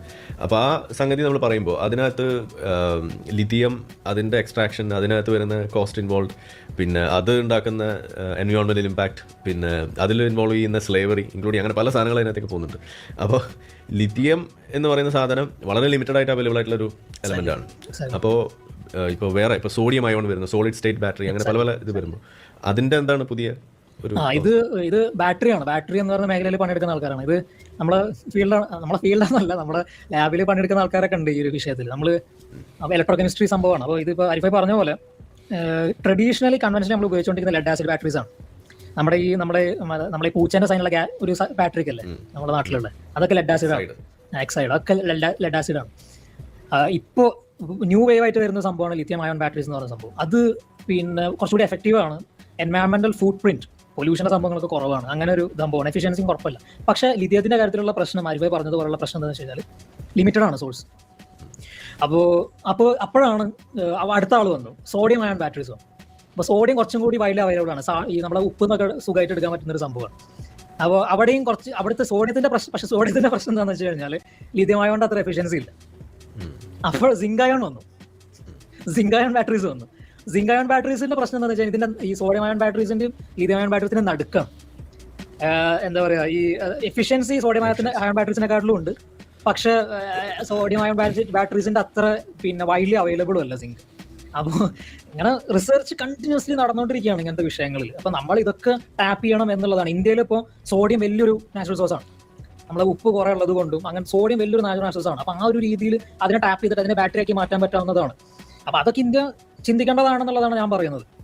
അപ്പോൾ അത് അങ്ങനെയൊക്കെയാണ് നമ്മൾ ടാപ്പ് ചെയ്യേണ്ടത്, സെൽഫ് സഫിഷ്യൻസി അറ്റൈൻ ചെയ്യേണ്ടത്. വിശ്വഗുരു എന്ന് പറയുന്ന സംഭവത്തിലോട്ട് നമ്മൾ എത്തണം എന്നുണ്ടെങ്കിൽ, വേൾഡ് ലീഡർ എന്ന് പറഞ്ഞാൽ എത്തണമെങ്കിൽ പൊട്ടൻഷ്യൽ ഉണ്ട്, പൊട്ടൻഷ്യൽ ഇല്ലാതെ ഒന്നുമില്ല. നമ്മളതിനെപ്പറ്റി സാർ എഴുതിയിട്ടുണ്ട്. നമ്മൾ പൊട്ടൻഷ്യൽ സൂപ്പർ പവേഴ്സ് എന്ന് പറഞ്ഞ രീതിയിലോട്ട് നമ്മൾ കാര്യം നോക്കി കാണുമ്പോൾ ചൈനയും ഇന്ത്യയാണ് വരുന്നത്. അതിൽ ഇന്ത്യയാണ് സേഫ് ഓപ്ഷൻ ലോകത്തിന് ചൈനയെക്കാട്ടിലും എന്നുള്ളതാണ് നമ്മളതിൽ പറഞ്ഞു വെക്കുന്നുണ്ട്. അപ്പോൾ ഇന്ത്യ സൂപ്പർ പവർ ആകുന്നത് എന്തുകൊണ്ടും ലോകത്തിലുള്ള എല്ലാവർക്കും നല്ലത്. അത് ചൈനക്കാൾ എത്ര നല്ലതാണ്. ചൈന പല രീതിയിലും നല്ലതാണ്, പക്ഷേ ചൈനക്കാളും നല്ലതെന്നല്ല, ഓൾമോസ്റ്റ് ഈക്വലന്റ് ടു USA അങ്ങനെയല്ലേ വരാ? അല്ല, അങ്ങനെയല്ല ഞാൻ ഉദ്ദേശിച്ചത്. നമ്മളിപ്പോ ഒരു ഇന്നിപ്പോ എന്താ പറയാ, ഇന്നിപ്പോൾ നമ്മൾ സൂപ്പർ പവറായിട്ട് ഇന്നൊരു മൾട്ടിപോളർ വേൾഡാണ് നമ്മൾ പോയിക്കൊണ്ടിരിക്കുന്നത്. US സൂപ്പർ പവർ ആണെങ്കിൽ US സൂപ്പർ സ്റ്റാറ്റസ് ഇപ്പോൾ മാറിക്കൊണ്ടിരിക്കുകയാണ്. ഇപ്പോൾ ഒരു മൾട്ടിപോളർ വേൾഡിലോട്ടാണ് നമ്മളിപ്പോൾ നിന്നുകൊണ്ടിരിക്കുന്നത്. ചൈന ഒരു പവർ സെന്റർ ആയിട്ട് മാറുന്നുണ്ട്, ഇന്ത്യ വേറൊരു ലെവലിലോട്ട് മാറുന്നുണ്ട്. അപ്പോൾ അങ്ങനെ ഒരു മൾട്ടിപോളർ ലെവലിലോട്ടാണ് കാര്യങ്ങൾ പോയിക്കൊണ്ടിരിക്കുന്നത്. യൂറോപ്പ് ഒരു കാലത്തായിരുന്നു, പക്ഷേ ഇപ്പോൾ അത് ഇടിഞ്ഞുകൊണ്ടിരിക്കുകയാണ്. ഇപ്പോൾ സ്റ്റാഗ്നന്റ് ആണ് യൂറോപ്പിന്റെ അവസ്ഥ എന്ന് പറയുന്നത്. അപ്പോൾ ആ ഒരു ലെവലിൽ നിൽക്കുന്ന സമയത്ത് ഇനി ഭാവിയിൽ നമ്മൾ നോക്കിക്കാണുമ്പോൾ സൂപ്പർ പവർ സ്റ്റാറ്റസ് കിട്ടാൻ പോകുന്ന 2 രാജ്യങ്ങൾക്കാണ്, ചൈനയും ഇന്ത്യയും. അതിൽ സൂപ്പർ പവർ എന്ന് പറയാൻ പറ്റുന്ന ഒരു നല്ല രാജ്യം എന്ന് പറയുന്നത് ഇന്ത്യയാണ്. കാരണം ഇന്ത്യൻ്റെ ആ ഒരു എത്തോസ് ഉണ്ട്, ഇന്ത്യൻ്റെ ആ ഒരു എന്താ പറയുക ഡീപ്പ് എത്തോസ് ഉണ്ട്. അതൊരു പ്ലൂറലിസ്റ്റിക് ആയിട്ടുള്ള ഒരു എത്തോസ് ആണ്, പ്ലൂറലിസ്റ്റിക് സെക്യുലർ എത്തോസ് ആണ്. അപ്പോൾ എല്ലാവരെയും അംഗീകരിക്കുന്ന, എല്ലാവരെയും ആക്സെപ്റ്റ് ചെയ്യുന്ന ഒരു എത്തോസ് ആണ്. അതൊരു പോളിറ്റിസ്റ്റിക് ആയിട്ടുള്ള ഒരു ഹിന്ദുയിസ്റ്റിക് തോട്ട് സിസ്റ്റത്തിന്റെ ഒരു ഗുണം കൂടിയാണത്. ചൈനയുടെ പ്രശ്നം എന്താണെന്ന് വെച്ച് കഴിഞ്ഞാൽ, ചൈന കമ്മ്യൂണിസം എടുത്തതിന് ശേഷം ചൈന ഒരു എന്താ പറയുക പ്ലൂറലിസ്റ്റിക് എത്തോസ് ഒക്കെ മാറിയിട്ടുണ്ട് ചൈനയുടെ ആ സ്വഭാവം. കമ്മ്യൂണിസ്റ്റ് പാർട്ടി ഇപ്പോൾ അവിടെ നിലനിൽക്കാൻ തുടങ്ങി 1950 തൊട്ട് നിലനിൽക്കുന്നുണ്ട്. അതിന് മുന്നേ നിൽക്കുന്നുണ്ട്, 1940 തൊട്ട് നിലനിൽക്കുന്നുണ്ട് എന്നുള്ളതാണ് നമ്മൾ അറിയുന്നത്. അപ്പോൾ ചൈനയുടെ അസ്തിത്വത്തിന്റെ ഉള്ളിലോട്ട് ആഴ്ന്നിറങ്ങിയിട്ടുണ്ട് കമ്മ്യൂണിസം. അപ്പോൾ ആ ഒരു പ്രശ്നമുണ്ട്. കമ്മ്യൂണിസം എന്നുള്ള ആ ഒരു തോട്ട് സിസ്റ്റം കമ്മ്യൂണിസ്റ്റ് ഈ ചൈനന്റെ ആത്മാവിൽ വരുന്നതുകൊണ്ട് ഇന്ത്യന്റെ ആത്മാവ് കുറച്ചും കൂടി പ്യുവറാണ്. ഇങ്ങനത്തെ മോശം വിഷയങ്ങൾ നമ്മൾ എടുത്ത് നോക്കുമ്പോൾ, ഇങ്ങനത്തെ മോശം ആശയങ്ങൾ എടുത്ത് നോക്കുമ്പോൾ എല്ലാം ഒത്തിണങ്ങിയാന്ന് ഞാൻ പറയുന്നില്ല. പക്ഷെ വേൾഡ് പവർ സ്റ്റാറ്റസ് നമ്മൾ കമ്പാരിസൺ ചെയ്യുമ്പോൾ ഇന്ത്യ കുറച്ചുകൂടി സേഫ് ഓപ്ഷനാണ് ലോകത്തിന് എന്നുള്ളതാണ് ഞാൻ പറഞ്ഞു വെക്കുന്നത്. അത് ഇതാണ് ഈ നമ്മൾ ഈ ഒരു ആർട്ടിക്കിൾ എഴുതിയപ്പോൾ നമ്മളിങ്ങനെ പറഞ്ഞാണ്. അപ്പോൾ ഈ വിഷയം പറഞ്ഞാണ്. അപ്പോൾ ഇത്രയും കാര്യങ്ങളാണ് റിലീം എനർജിന്റെ കാര്യത്തിൽ പറയാനുള്ളത്. ഇങ്ങനത്തെ കുറേ കാര്യങ്ങളുണ്ട്, ഇത്രയാണ് പറഞ്ഞു വെക്കാനുള്ളത്. Thank you, welcome. ഇനി വല്ല കാര്യം പറയണ്ടോ? അത് ഓഡിയൻസിലേക്ക് പോട്ടെ. മറ്റു കാര്യം പറയണ്ടേ? ഓക്കെ, അപ്പോൾ എന്തായാലും സൽമാനൊക്കെ പറഞ്ഞുകൊണ്ട് ഇത് ഇതിനകത്തുള്ള ഈ വോക്കിസത്തിന്റെ ഒരു പ്രശ്നമുണ്ട്. നമ്മളിപ്പോൾ പരിസ്ഥിതി, നമ്മുടെ ആവശ്യങ്ങൾ ഒന്ന് മനസ്സിലാക്കി ഫോസിൽ ഫ്യൂൽ പൂർണ്ണമായിട്ട് ഒഴിവാക്കാനുള്ള അവസ്ഥ നമുക്ക് എത്തിയിട്ടില്ല. ഇപ്പോൾ യൂറോപ്പിലൊക്കെ നടന്നുകൊണ്ടിരിക്കുന്ന ഈ ന്യൂക്ലിയർ, ജർമ്മനിയിലൊക്കെ ആണവ പദ്ധതികളോട് ഒഴിവാക്കുന്നതിനൊക്കെ അതിനകത്ത് നമ്മൾ മനസ്സിലാക്കേണ്ടത് ഈ പൊളിറ്റിക്സ് ഒരിക്കലും ബാധിക്കില്ല. ഇപ്പോൾ മുസ്ലിങ്ങളൊക്കെ അങ്ങനെ ചെയ്തോട്ടെ, വോക്കുകൾ ഇത് പറഞ്ഞോട്ടെ, നിങ്ങൾക്ക് എന്തിനാ പേടി എന്നൊക്കെ വെച്ചാൽ ഇത് രാഷ്ട്രീയത്തിലെത്തും, നിയമങ്ങളിലെത്തും, നമ്മുടെ പൊളിറ്റിക്കൽ തീരുമാനങ്ങളിലെത്തും. ഇതൊക്കെയാണ് പ്രശ്നം. നമുക്ക് പൂർണ്ണമായിട്ട് ഫോസിൽ ഫ്യൂൾസ് ഒഴിവാക്കാം, അല്ലെങ്കിൽ ഈ പറഞ്ഞ പിന്നീട് തിരിച്ചെടുക്കാൻ പറ്റാത്ത തരത്തിലുള്ള വാദങ്ങൾ ഉപയോഗിക്കാതിരിക്കാൻ പറ്റില്ല. അതിന് ഉപയോഗിക്കണം. എല്ലാത്തിനും ബാലൻസ് ആയിട്ട് നമ്മൾ പോയാൽ മതി. ഇപ്പോൾ ചൈനയ്ക്ക് ചെയ്യുന്ന പോലെ കൂടുതൽ ന്യൂക്ലിയർ റിയാക്ടർ ഉണ്ടാക്കുക, കൂടുതൽ ഇലക്ട്രിക് മാർഗത്തിലേക്ക് മാറുക എന്നുള്ളതൊക്കെ അതൊക്കെ നമ്മൾ ചെയ്താൽ മാത്രമേ നമുക്ക് പൂർണ്ണമായിട്ട് ഇപ്പോൾ ഗൾഫിൽ നിന്ന് എണ്ണ വരാതെ നമുക്ക് ജീവിക്കാം. അത് സാധ്യമല്ല. ഇന്നത്തെ ലോകത്ത് യൂറോപ്പിനും നമുക്കും നമ്മുടെ യുക്രൈൻ യുദ്ധത്തിന്റെ ആ ഭാഗത്ത് നമ്മൾ കണ്ടതാണ്. അവരുടെ എനർജി ആവശ്യങ്ങൾക്ക് അവർക്ക് പിന്നീട് അത്രമേ ആശ്രയിക്കേണ്ടി വന്നു. അപ്പോൾ അതുപോലെ നമ്മുടെ ആശ്രയത്തോടെ ഉണ്ടാവും, പക്ഷെ അത് കുറച്ച് കൊണ്ടുവരും. അപ്പോൾ അതിന് സോളാർ ഒരു മാർഗമായിട്ട് പറയുന്നുണ്ട്. ഇപ്പോൾ പ്രവീൺ രവിന്റെ മേക്ക് സെൻസ് വീഡിയോ വീഡിയോയിലൊക്കെ അവർ പറയുന്നുണ്ട്. അപ്പോൾ പിന്നെ ഈ ഇലക്ട്രിക് എന്ന് പറയുമ്പോൾ പലരും ഇപ്പോൾ സൽമാൻ പറഞ്ഞ പോലെ തെറ്റിദ്ധരിക്കരുത്. ഇലക്ട്രിക് എന്ന് പറയുമ്പോൾ അതൊക്കെ എല്ലാ പ്രശ്നം തീർന്നില്ല. ഈ ഇലക്ട്രിക് എന്ന് പറയുമ്പോൾ കറണ്ടാണ്. ആ കറണ്ട് എവിടെ വരുന്നു? ഇതേപോലുള്ള തെർമൽ, ഇപ്പോൾ കേരളത്തിൽ തന്നെ ഒരുപാട് സോക്കോൾഡ് സ്പുതികൾക്ക് അറിയാത്ത കാര്യം കേരളത്തിൽ വരുന്ന കറണ്ടിന്റെ ഒരു സ്രോതസ് ഈ പറഞ്ഞ വാദങ്ങളും പ്രകൃതിവാദങ്ങളും മറ്റു സാധനങ്ങളൊക്കെയാണ്, അല്ലെങ്കിൽ നമ്മുടെ ഫോസിൽ ഫ്യൂൽസ് ഉപയോഗിച്ചുള്ള പവർ പ്ലാന്റുകളിൽ നിന്നാണ് വരുന്നത്. അപ്പൊ ഇങ്ങനത്തെ സംഭവങ്ങളൊക്കെ നമ്മൾ കുറച്ചുകൂടി പ്രായോഗിക തലത്തിൽ മനസ്സിലാക്കുക. അല്ലാതെ പരിസ്ഥിതി സംരക്ഷണം എന്ന് പറഞ്ഞാൽ ഓവർ അതിന്റെ പിന്നാലെ നടക്കുകയും മറുവശത്ത് ഗംഗ പോലുള്ള നദികളെ മലിനമയമാക്കുന്ന രീതിയിൽ അങ്ങനത്തെ പ്രശ്നങ്ങളിലേക്ക് പോകാതെ നമ്മൾ ഇതിനകത്ത് റെഗുലേഷൻ കൊണ്ടുവരിക. ഇപ്പോൾ പഞ്ചാബിലൊക്കെ സംഭവിക്കുന്ന പോലെ സബ്സിഡിയിൽ വെള്ളം കൊടുക്കാതിരിക്കുക, കുറെ കാര്യങ്ങൾ നമ്മൾ ചെയ്യാറുണ്ട്. ഇപ്പൊ ഇന്ത്യയിലെ ഈ കാര്യങ്ങളൊക്കെ സംസാരിക്കുന്നതിന് പകരം ഇപ്പൊ നമ്മളൊക്കെ ഇവിടെ ഇടയ്ക്ക് ചർച്ച ചെയ്യുന്ന അതൊക്കെയാണ് സംസാരിച്ചുകൊണ്ടിരിക്കുന്നത്. ഇതാണ് ഇന്ത്യയുടെ ഏറ്റവും വലിയ പ്രശ്നം. ചൈനയ്ക്ക് ഇല്ലാത്ത ഒരു പ്രശ്നവും ഇതാണെന്ന് മനസ്സിലാക്കുക. ചൈനയിൽ നിന്ന് നമുക്ക് പഠിക്കാവുന്ന ഒരു കാര്യം, അവര് ജനാധിപത്യം അല്ലെങ്കിൽ പോലും പല വിഷയങ്ങളിലും പോസിറ്റീവായ നിലപാട് രാജ്യത്തിന്റെ പുരോഗതിയുമായി ബന്ധപ്പെട്ടെടുക്കുന്നു. തീർച്ചയായും ഒരു ഏകാധിപത്യമാണ്, അത് നമുക്ക് സഹിക്കാൻ പറ്റില്ല. പക്ഷെ മറുവശത്ത് നമ്മുടെ മുന്നിൽ അവർ ഒരു 10 ലാപ്പ് മുന്നിലാണ്. അത് നമുക്ക് തിരിച്ചു പിടിക്കണമെങ്കിൽ നമ്മൾ വർഷങ്ങളോളം ഈ റിസർച്ചിലൊക്കെ ഇൻവെസ്റ്റ് ചെയ്ത്, പ്രത്യേകിച്ച് ഇന്ത്യയുടെ പ്രൈവറ്റ് സ്വകാര്യ മേഖലയിലും സർക്കാർ മേഖലയിലും ഇല്ലാത്തൊരു പ്രശ്നം, അല്ലെങ്കിൽ മറ്റു രാജ്യങ്ങളുമായിട്ട് താരതമ്യം ചെയ്യുമ്പോൾ റിസർച്ചിനും മറ്റും ചെലവാക്കുന്ന പൈസ വളരെ കുറവാണ്. അവർ കംഫർട്ട് നോക്കി റിസ്ക് എടുക്കാത്ത കമ്പനികളാണ് ഇന്ത്യയിലുള്ളതെന്ന് പലപ്പോഴും പറയും. അപ്പോൾ ഇത് ഒക്കെ ആ രാജ്യങ്ങൾ ചെയ്യുന്നതുകൊണ്ടാണ് ഇപ്പോൾ യൂറോപ്പിലൊക്കെ ഇപ്പോൾ ഈ പറഞ്ഞ മിന്നൽ പോലും റിസർച്ച് നടത്തുന്നത്. കാരണം ഏതെങ്കിലും ഒരു മാർഗത്തിൽ ഇപ്പോഴുള്ള അവസ്ഥ മെച്ചപ്പെടുത്താൻ ശ്രമിക്കുകയാണെങ്കിൽ, അല്ലെങ്കിൽ പറ്റിക്കഴിഞ്ഞാൽ അതിലേക്ക് പോകുന്നു. അപ്പോൾ ഈ പരിസ്ഥിതി വോക്കിസം കൂടി നമ്മൾ പലപ്പോഴും അഡ്രസ് ചെയ്യണം. അതേപോലെ തന്നെ പരിസ്ഥിതി പൂർണ്ണമായിട്ട് തള്ളിക്കൊണ്ട് നമുക്ക് മുന്നോട്ട് പോകാൻ പറ്റില്ല. ജലസ്രോതസ്സുകൾ പലപ്പോഴും സെൻസിറ്റീവ് ആണ്, പ്രത്യേകിച്ച് ഇന്ത്യ പോലെ വലിയ ജനസംഖ്യയുള്ള രാജ്യത്തിന്. അപ്പോൾ ഇത് സർക്കാർ തലത്തിൽ തന്നെ പലപ്പോഴും അവബോധമില്ല. അവരെന്ത് ചെയ്തു കഴിഞ്ഞാൽ ഇപ്പോൾ അവർ അടുത്ത ഇലക്ഷനിൽ മതവും സബ്സിഡിയും പറഞ്ഞു കഴിഞ്ഞാൽ അവർക്ക് ജയിക്കാം. പക്ഷെ നമ്മളിതിന്റെ ദൂരവ്യാപകമായിട്ട് ലോങ് ടേമിൽ നോക്കുമ്പോൾ ഇത് നമ്മുടെ ജനതയ്ക്ക് പ്രശ്നമാണ്. ഇപ്പോൾ പഞ്ചാബിലൊക്കെ ഇതുമായി ബന്ധപ്പെട്ട ഒരുപാട് പ്രശ്നങ്ങൾ ഇപ്പൊ തന്നെ പറയുന്നുണ്ട്. പഞ്ചാബിന്റെ ഭൂഗർഭ ജലം ഈ സബ്സിഡി കൊടുക്കുന്നതുമായി ബന്ധപ്പെട്ട് അത് ഡിപ്ലീറ്റ് ആയി പോകുന്നു. നാളെ ഒരു മരുഭൂമി മോഡലായി പഞ്ചാബ് മാറാം, അന്ന് അവിടെയുള്ള കൃഷിയിലുള്ള വരുമാനമൊക്കെ കുറയാം. അപ്പൊ ഇതൊക്കെ രാഷ്ട്രീയ ഓഫീസമാണ് ഇതിനകത്ത്. ഈ സബ്സിഡി കൊടുക്കുന്നതിന്റെ പ്രശ്നങ്ങളാണ് നേരിട്ട് ഇതുപോലെ നമ്മുടെ പ്രകൃതി വിഭവങ്ങൾ നമുക്ക് നഷ്ടപ്പെടുന്നതിലേക്ക് കാരണമായി മാറണം. അപ്പോൾ ഇതൊക്കെ ചോദിക്കുന്നതിന് മനസ്സിലാക്കുക, പരിസ്ഥിതിയോടുള്ള ദേഷ്യം കൊണ്ടല്ല, പക്ഷെ നമ്മുടെ ആവശ്യം നമ്മൾ നടത്തണം. അതോടൊപ്പം തന്നെ നമുക്ക് നാളേക്ക് മാറ്റി വെക്കാൻ എന്തെങ്കിലും ബാക്കിയുണ്ട്. ഇത് രണ്ടും കൂടി ബാലൻസ് ചെയ്യണം, അല്ലാതെ ഒരു വശത്തേക്ക് ചാഞ്ഞുകൊണ്ട് ഇത് പരിഹരിക്കാൻ പറ്റില്ല. എന്ന് മാത്രമല്ല, ഇപ്പൊ നേരത്തെ പറഞ്ഞ വിശ്വഗുരു എന്ന് പറഞ്ഞിട്ട് പേര് പറഞ്ഞിട്ട് കാര്യമില്ല. ശാസ്ത്ര മേഖലയിലും സാങ്കേതിക വിദ്യ മേഖലയിലും ചൈന ചെയ്ത പോലെ അവർ എത്രയോ വർഷങ്ങൾക്ക് മുമ്പ് തുടങ്ങിയ പ്രോഗ്രാമാണ്, അത് അവർ തുടർന്നുകൊണ്ട് പോകുന്നു. നമ്മളിപ്പോഴും ആ പഴയ ലാപ്പിൽ തന്നെ ഓടിക്കൊണ്ടിരിക്കുകയാണ്. ഇതാണ് നമ്മൾ നേരിട്ട് മനസ്സിലാക്കി തിരിച്ചറിവ്. ഇപ്പോൾ ബംഗാൾ ഇലക്ഷൻ ജയിച്ചതോ അല്ലെങ്കിൽ കേരളത്തിൽ ഇലക്ഷൻ ജയിച്ചതോ ഇതിനേക്കാൾ വലിയ വിഷയമാണ് ശരിക്കും. ഇത് നമ്മൾ പലപ്പോഴും പറയാറില്ല, കാരണം നമുക്ക് മറ്റു വിഷയങ്ങൾ നമ്മുടെ ഫോക്കസ് ആയിരുന്നു. ഓക്കെ സൽമാൻ എന്തൊക്കെ പറയുന്നത്? അല്ല, ഇതിപ്പോ പോക്കിരി പരിസ്ഥിതിന്റെ കുറെ കാര്യങ്ങൾ പറയുമ്പോൾ നമുക്ക് ഇങ്ങനെ കുറെ പറയണ്ട, അതിലോട്ട് ഞാൻ പോകുന്നില്ല. ഞാൻ ഒരു ചില കാര്യങ്ങളിൽ മാത്രം സ്റ്റിക്ക് ചെയ്തിട്ട് നിൽക്കാം. നമ്മൾ ഈ സസ്റ്റൈനബിൾ ഡെവലപ്മെന്റിന്റെ വിഷയം അല്ലെങ്കിൽ ഈ സസ്റ്റൈനബിൾ എനർജിന്റെ കാര്യം മാത്രം പറഞ്ഞുകൊണ്ട് അതിൽ മാത്രം സ്റ്റിക്ക് ചെയ്തിട്ട് ഞാൻ കുറച്ച് കാര്യങ്ങൾ പറഞ്ഞു നിർത്താം. അത് ഈ ന്യൂക്ലിയർ എനർജിന്റെ കാര്യം ഞാൻ പറഞ്ഞു. ന്യൂക്ലിയർ എനർജി ഈ പറഞ്ഞതുപോലെ വളരെ എഫിഷ്യൻ്റ് ആയിട്ടുള്ള സാധനമാണ്. അപ്പോൾ ഈ റിന്യൂവബിൾ ആണ്, അതായത് ഇത് കഴിഞ്ഞു പോകില്ല. അപ്പോൾ ഇതുകൊണ്ട് പക്ഷേ ഇതിൻ്റെ ഈ ന്യൂക്ലിയർ വേസ്റ്റ് എന്ന് പറഞ്ഞ ആ ഒരു സാധനം വെച്ചുകൊണ്ട് അതിനെ മര്യാദയ്ക്ക് സയൻറ്റിഫിക്കലി ഡിസ്പോസ് ചെയ്യേണ്ടതിന് പകരം മൊത്തത്തിൽ ന്യൂക്ലിയർ പവർ പ്ലാന്റ് പൊളിച്ച് മാറ്റിക്കൊണ്ടിരിക്കുന്ന ഒരു ലെവലിലോട്ട് കാര്യങ്ങൾ യൂറോപ്പിൽ പല സ്ഥലങ്ങളിലും എത്തിയിട്ടുണ്ട്.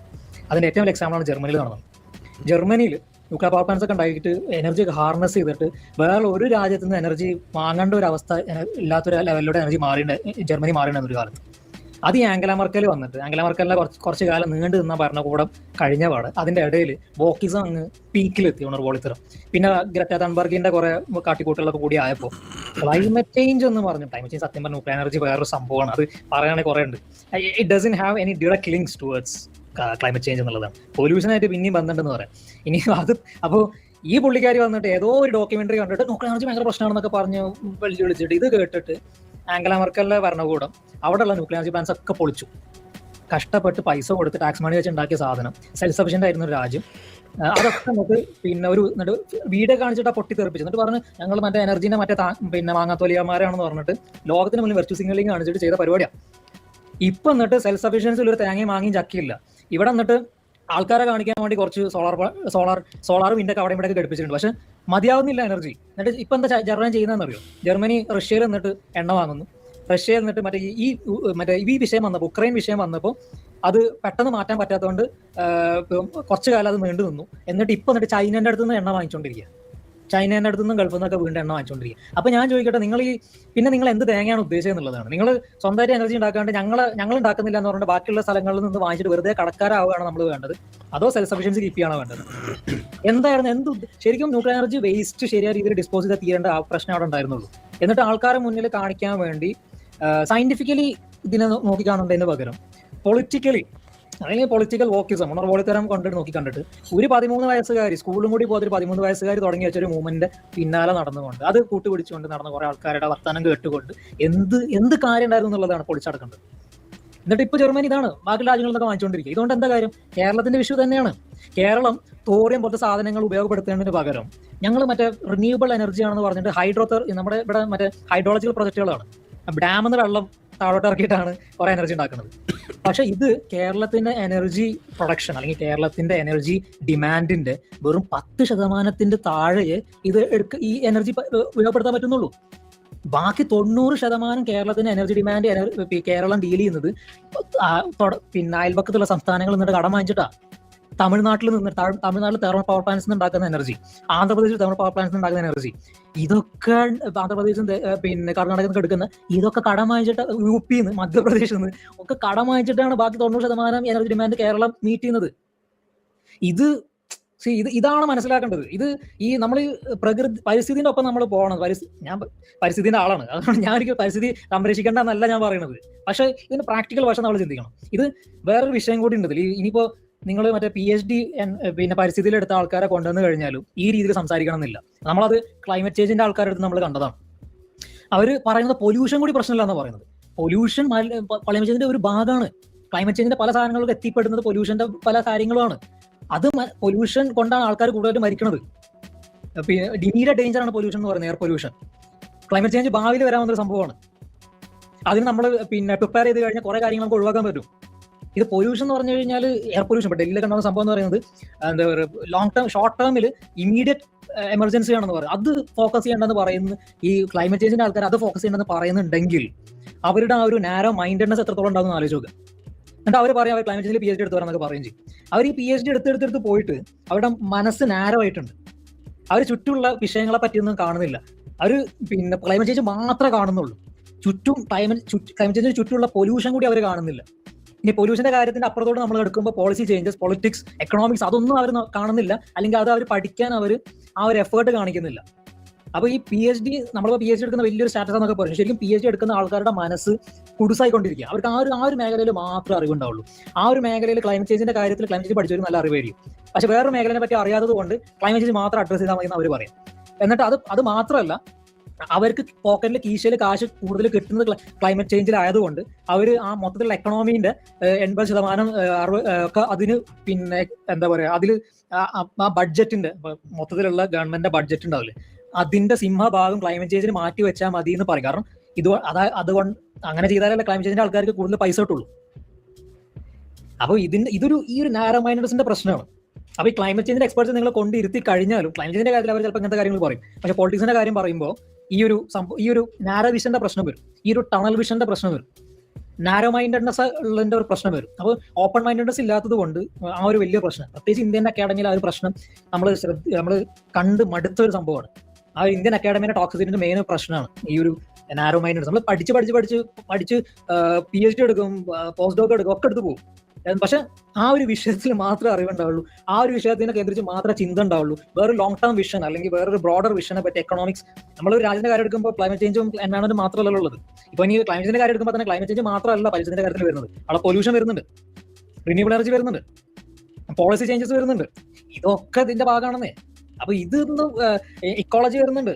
അപ്പൊ ഇതൊക്കെ ഇതിന്റെ ഭാഗമാണ്. അപ്പൊ ഇതും കൂടി ഇവര് കാണാനോ വായിക്കാനോ മനസ്സിലാക്കാനോ അവരും എന്താ പറയാ അതിന് എഫേർട്ട് എടുക്കില്ല. അപ്പൊ ഇങ്ങനത്തെ ഒരു പ്രശ്നം കൂടി, ഈ നാരോ മൈൻഡ്നെസിന്റെ ഒരു പ്രശ്നം കൂടി ഇവിടെ നിലനിൽക്കുന്നുണ്ട്. അപ്പോൾ നമ്മൾ സത്യം പറഞ്ഞാൽ ഇതൊക്കെ നമ്മളിങ്ങനെ കുറെ ബോക്സസ് പിന്നെ പൊട്ടിച്ച് വന്ന ആളായതുകൊണ്ട് ഇങ്ങനെ കുറെ ചിന്തിക്കുന്നതുകൊണ്ട് വായിക്കുന്നതുകൊണ്ടാണ് നമുക്ക് ഇങ്ങനെ പറയാൻ പറ്റുന്നത്. ഇപ്പൊ ആരിഫ് ഭായി തന്നെ ഇപ്പോൾ ഈ ഹോമിയോപതി തന്നെ നിന്ന് കഴിഞ്ഞാൽ വളരെ സേഫ് ആയിരുന്നില്ലേ? അങ്ങനെ കുറെ ബോക്സുകൾ പൊട്ടിച്ച് വന്നുകൊണ്ട് ഇത്ര ബ്രോഡായിട്ടുള്ള ഒരു അറിവ് വരുന്നത്. അപ്പൊ നമ്മളത് അവസ്ഥ ഇങ്ങനെ തന്നെയാണ്. അപ്പൊ ഇത് നമ്മൾ ശ്രദ്ധിച്ചൊരു കാര്യമാണ് ക്ലൈമറ്റ് ചേഞ്ചിന്റെ വിഷയം വന്നപ്പോൾ. അവർക്ക് മാലിന്യവൽക്കരത്തിന്റെയും കൂടി ഫോക്കസ് ഇല്ല. അവർ പറയുന്നത് മാലിന്യത്തിന്റെ ഫോക്കസ് രാജ്യം നോക്കിയാൽ മതി, ലോകം നോക്കണ്ട, ലോകം നോക്കേണ്ടത് ക്ലൈമറ്റ് ചേഞ്ചിനെയാണെന്നുള്ളതാണ്. അതെങ്ങനെ പറയാൻ പറ്റുന്നത്? മാലിന്യം എന്ന് പറയുന്നത് ഓരോ രാജ്യത്തിന്റെ പ്രശ്നമല്ലേ? ഇപ്പൊ ഇന്ത്യയിൽ കഴിഞ്ഞ കൊല്ലം ഡൽഹിയിലുണ്ടായ പൊല്യൂഷൻ, എയർ പൊല്യൂഷൻ, അതിന്റെ മെയിൻ ഫാക്ടർ ആയിട്ട് എന്താ പറയുന്നതെന്ന് അറിയോ? അത് പിന്നെ ഈ പാകിസ്ഥാനിൽ നിന്നിട്ടും അഫ്ഗാനിസ്ഥാനിൽ നിന്നിട്ട് ഇറാനിൽ നിന്നൊക്കെ വരുന്ന മരുഭൂമിന്റെ കാറ്റും കൂടി അതിന്റെ ഭാഗമാണ്. അവർ ഇന്റർനാഷണൽ ആയില്ലേ? അപ്പോൾ ഇതൊന്നും മനസ്സിലാക്കാണ്ട് ഇനി വേറെ കാര്യം, ഇന്റർനാഷണൽ ആയി അവിടെ ഓൾറെഡി. അപ്പൊ ഇനി ഇത് കൂടാതെ പാകിസ്ഥാനിൽ ഇന്ത്യയിൽ ഫാമേഴ്സ് കത്തിക്കുന്ന നിർത്തി കഴിഞ്ഞാലും പാകിസ്ഥാനിലെ ഫാമേഴ്സ് കത്തിച്ചു കഴിഞ്ഞാലും അതിന്റെ പൊല്യൂഷൻ വരും ഇവിടെ ഇന്ത്യയിലോട്ട്. അപ്പോൾ ഇന്റർനാഷണൽ ആയില്ലേ? ഇനി വേറൊരു പിന്നെ തമാശ ഉണ്ട് ഇതില്. നമ്മുടെ പിന്നെ ഈ വെസ്റ്റേർലി വിൻസ് എന്നൊക്കെ പറയുന്ന കുറെ സംഭവങ്ങളുണ്ട്. ഈ വെതർ ഫെനോമന ഉണ്ട്. അപ്പൊ ഈ വെതർ ഫെനോമന എന്ന് പറയുന്നത് പല പിന്നെ പസഫിക് ഓഷനിലും പല ഇന്റർനാഷണൽ ബോർഡേഴ്സിലും പല ഇന്റർനാഷണൽ വാട്ടേഴ്സിലും നിൽക്കുന്ന പല കാറ്റുകളുടെയും പിന്നെ വാട്ടർ വേപ്പർ പ്രഷറിന്റെ ഒക്കെ ഒരു സമന്വയമാണ് നമ്മളെ ഓരോ സ്ഥലങ്ങളിലുള്ള ക്ലൈമറ്റ് എന്ന് പറയുന്നത്, വെതർ എന്ന് പറയുന്നത്. കേരളത്തിൽ എന്തുകൊണ്ടാണ് ജൂൺ ജൂലൈ മാസങ്ങളിൽ മഴ വരുന്നത്? എന്തുകൊണ്ടാണ്? അത് ഈ അറേബ്യൻ സീയിൽ നിന്ന് കാറ്റ് ഇങ്ങോട്ട് വരുന്നതുകൊണ്ടാണ്. അതെന്തുകൊണ്ടാണ് കാറ്റ് അങ്ങോട്ട് വരാൻ കാരണം? ഒരു ലോ പ്രഷർ ഏരിയ ഇവിടെ ക്രിയേറ്റ് ചെയ്യുന്നതുകൊണ്ടാണ്. അപ്പൊ ഇതൊക്കെ ഇന്റർനാഷണൽ ആണ്. അപ്പൊ ഇത് എന്നിട്ട് പറയുന്നത് രാജ്യം നോക്കിക്കോളും, അത് കേരളത്തിന്റെ പ്രശ്നമല്ല, കേരളം നോക്കിക്കോളും. കേരളത്തിന്റെ പ്രശ്നം ഇപ്പൊ കേരളത്തിലെ കേരളത്തിന്റെ ഇലക്ട്രിസിറ്റി ഡെഫിഷ്യൻസിന്റെ ഡെഫിസിറ്റ് പിന്നെ നമ്മൾ എങ്ങനെ സോൾവ് ചെയ്യും? നമ്മൾ വേറെ സംസ്ഥാനങ്ങളിൽ നിന്ന് കടമെടുത്തിട്ടാ. അപ്പൊ അത് വീണ്ടും കേരളത്തിന്റെ പ്രശ്നം മാത്രമാണ്, ഇന്റർ സ്റ്റേറ്റ് പ്രശ്നമില്ലേ? ഇന്ത്യ പല സാധനങ്ങളും വേറെ രാജ്യങ്ങളിലല്ല വാങ്ങുന്നത്, അവ ഇന്റർനാഷണൽ സാധനമല്ലേ? എല്ലാത്തിനെയും പിന്നെ എന്റെ പ്രശ്നം മാത്രമാണ് വലുത്, മറ്റേ പ്രശ്നങ്ങളൊക്കെ ചെറുതാണ് എന്ന് പറയുന്ന ആ ഒരു നാരോ മൈൻഡഡ് ആറ്റിറ്റ്യൂഡ് അത് അക്കാഡമിയിൽ നിലനിൽക്കുന്ന സംഭവം. ഇന്ത്യൻ അക്കാഡമിയിൽ പ്രത്യേകിച്ച്. ഞാനത് യൂറോപ്പിൽ അത്ര അധികം കണ്ടിട്ടില്ല, ഇന്ത്യയിൽ നല്ലോണം കണ്ടിട്ടുണ്ട്. ഇന്ത്യക്കാരനെയാണല്ലോ നമ്മൾ ഇങ്ങനത്തെ വിഷയങ്ങൾ പറയുമ്പോൾ കമന്റ് ഇടുന്ന ആൾക്കാർ. അപ്പോൾ ഇതൊരു വേറെ ഫാക്ടറാണ് ഇത്. അപ്പൊ അങ്ങനത്തെ കുറെ ഫാക്ടേഴ്സ് ഉണ്ട് ഇതിൽ. അപ്പൊ ഞാൻ പറഞ്ഞു വെച്ചു. Okay, thank you. ഒറ്റ കാര്യം, ഈ അക്കാദമിയിലുള്ള പ്രശ്നം യൂറോപ്പിലുണ്ട്, ഗാസ വിഷയത്തിൽ. അവിടെ ഇസ്രായേലിന്റെ പ്രശ്നം അവർക്ക് പ്രശ്നമല്ല, അവിടെ ഹ്യൂമാനിറ്റി മതി എന്നുള്ളത്. ഓക്കെ, ഞാൻ പറഞ്ഞോളൂ. ഓക്കെ, അത് വേറെ വിഷയമാണ്. അത് പറയാൻ തുടങ്ങി കഴിഞ്ഞാൽ നമുക്ക് നിർത്താൻ പറ്റില്ല. വേറെ കുറെ കാര്യങ്ങളിൽ പറയാനുണ്ട്. ഓക്കെ, ശരി.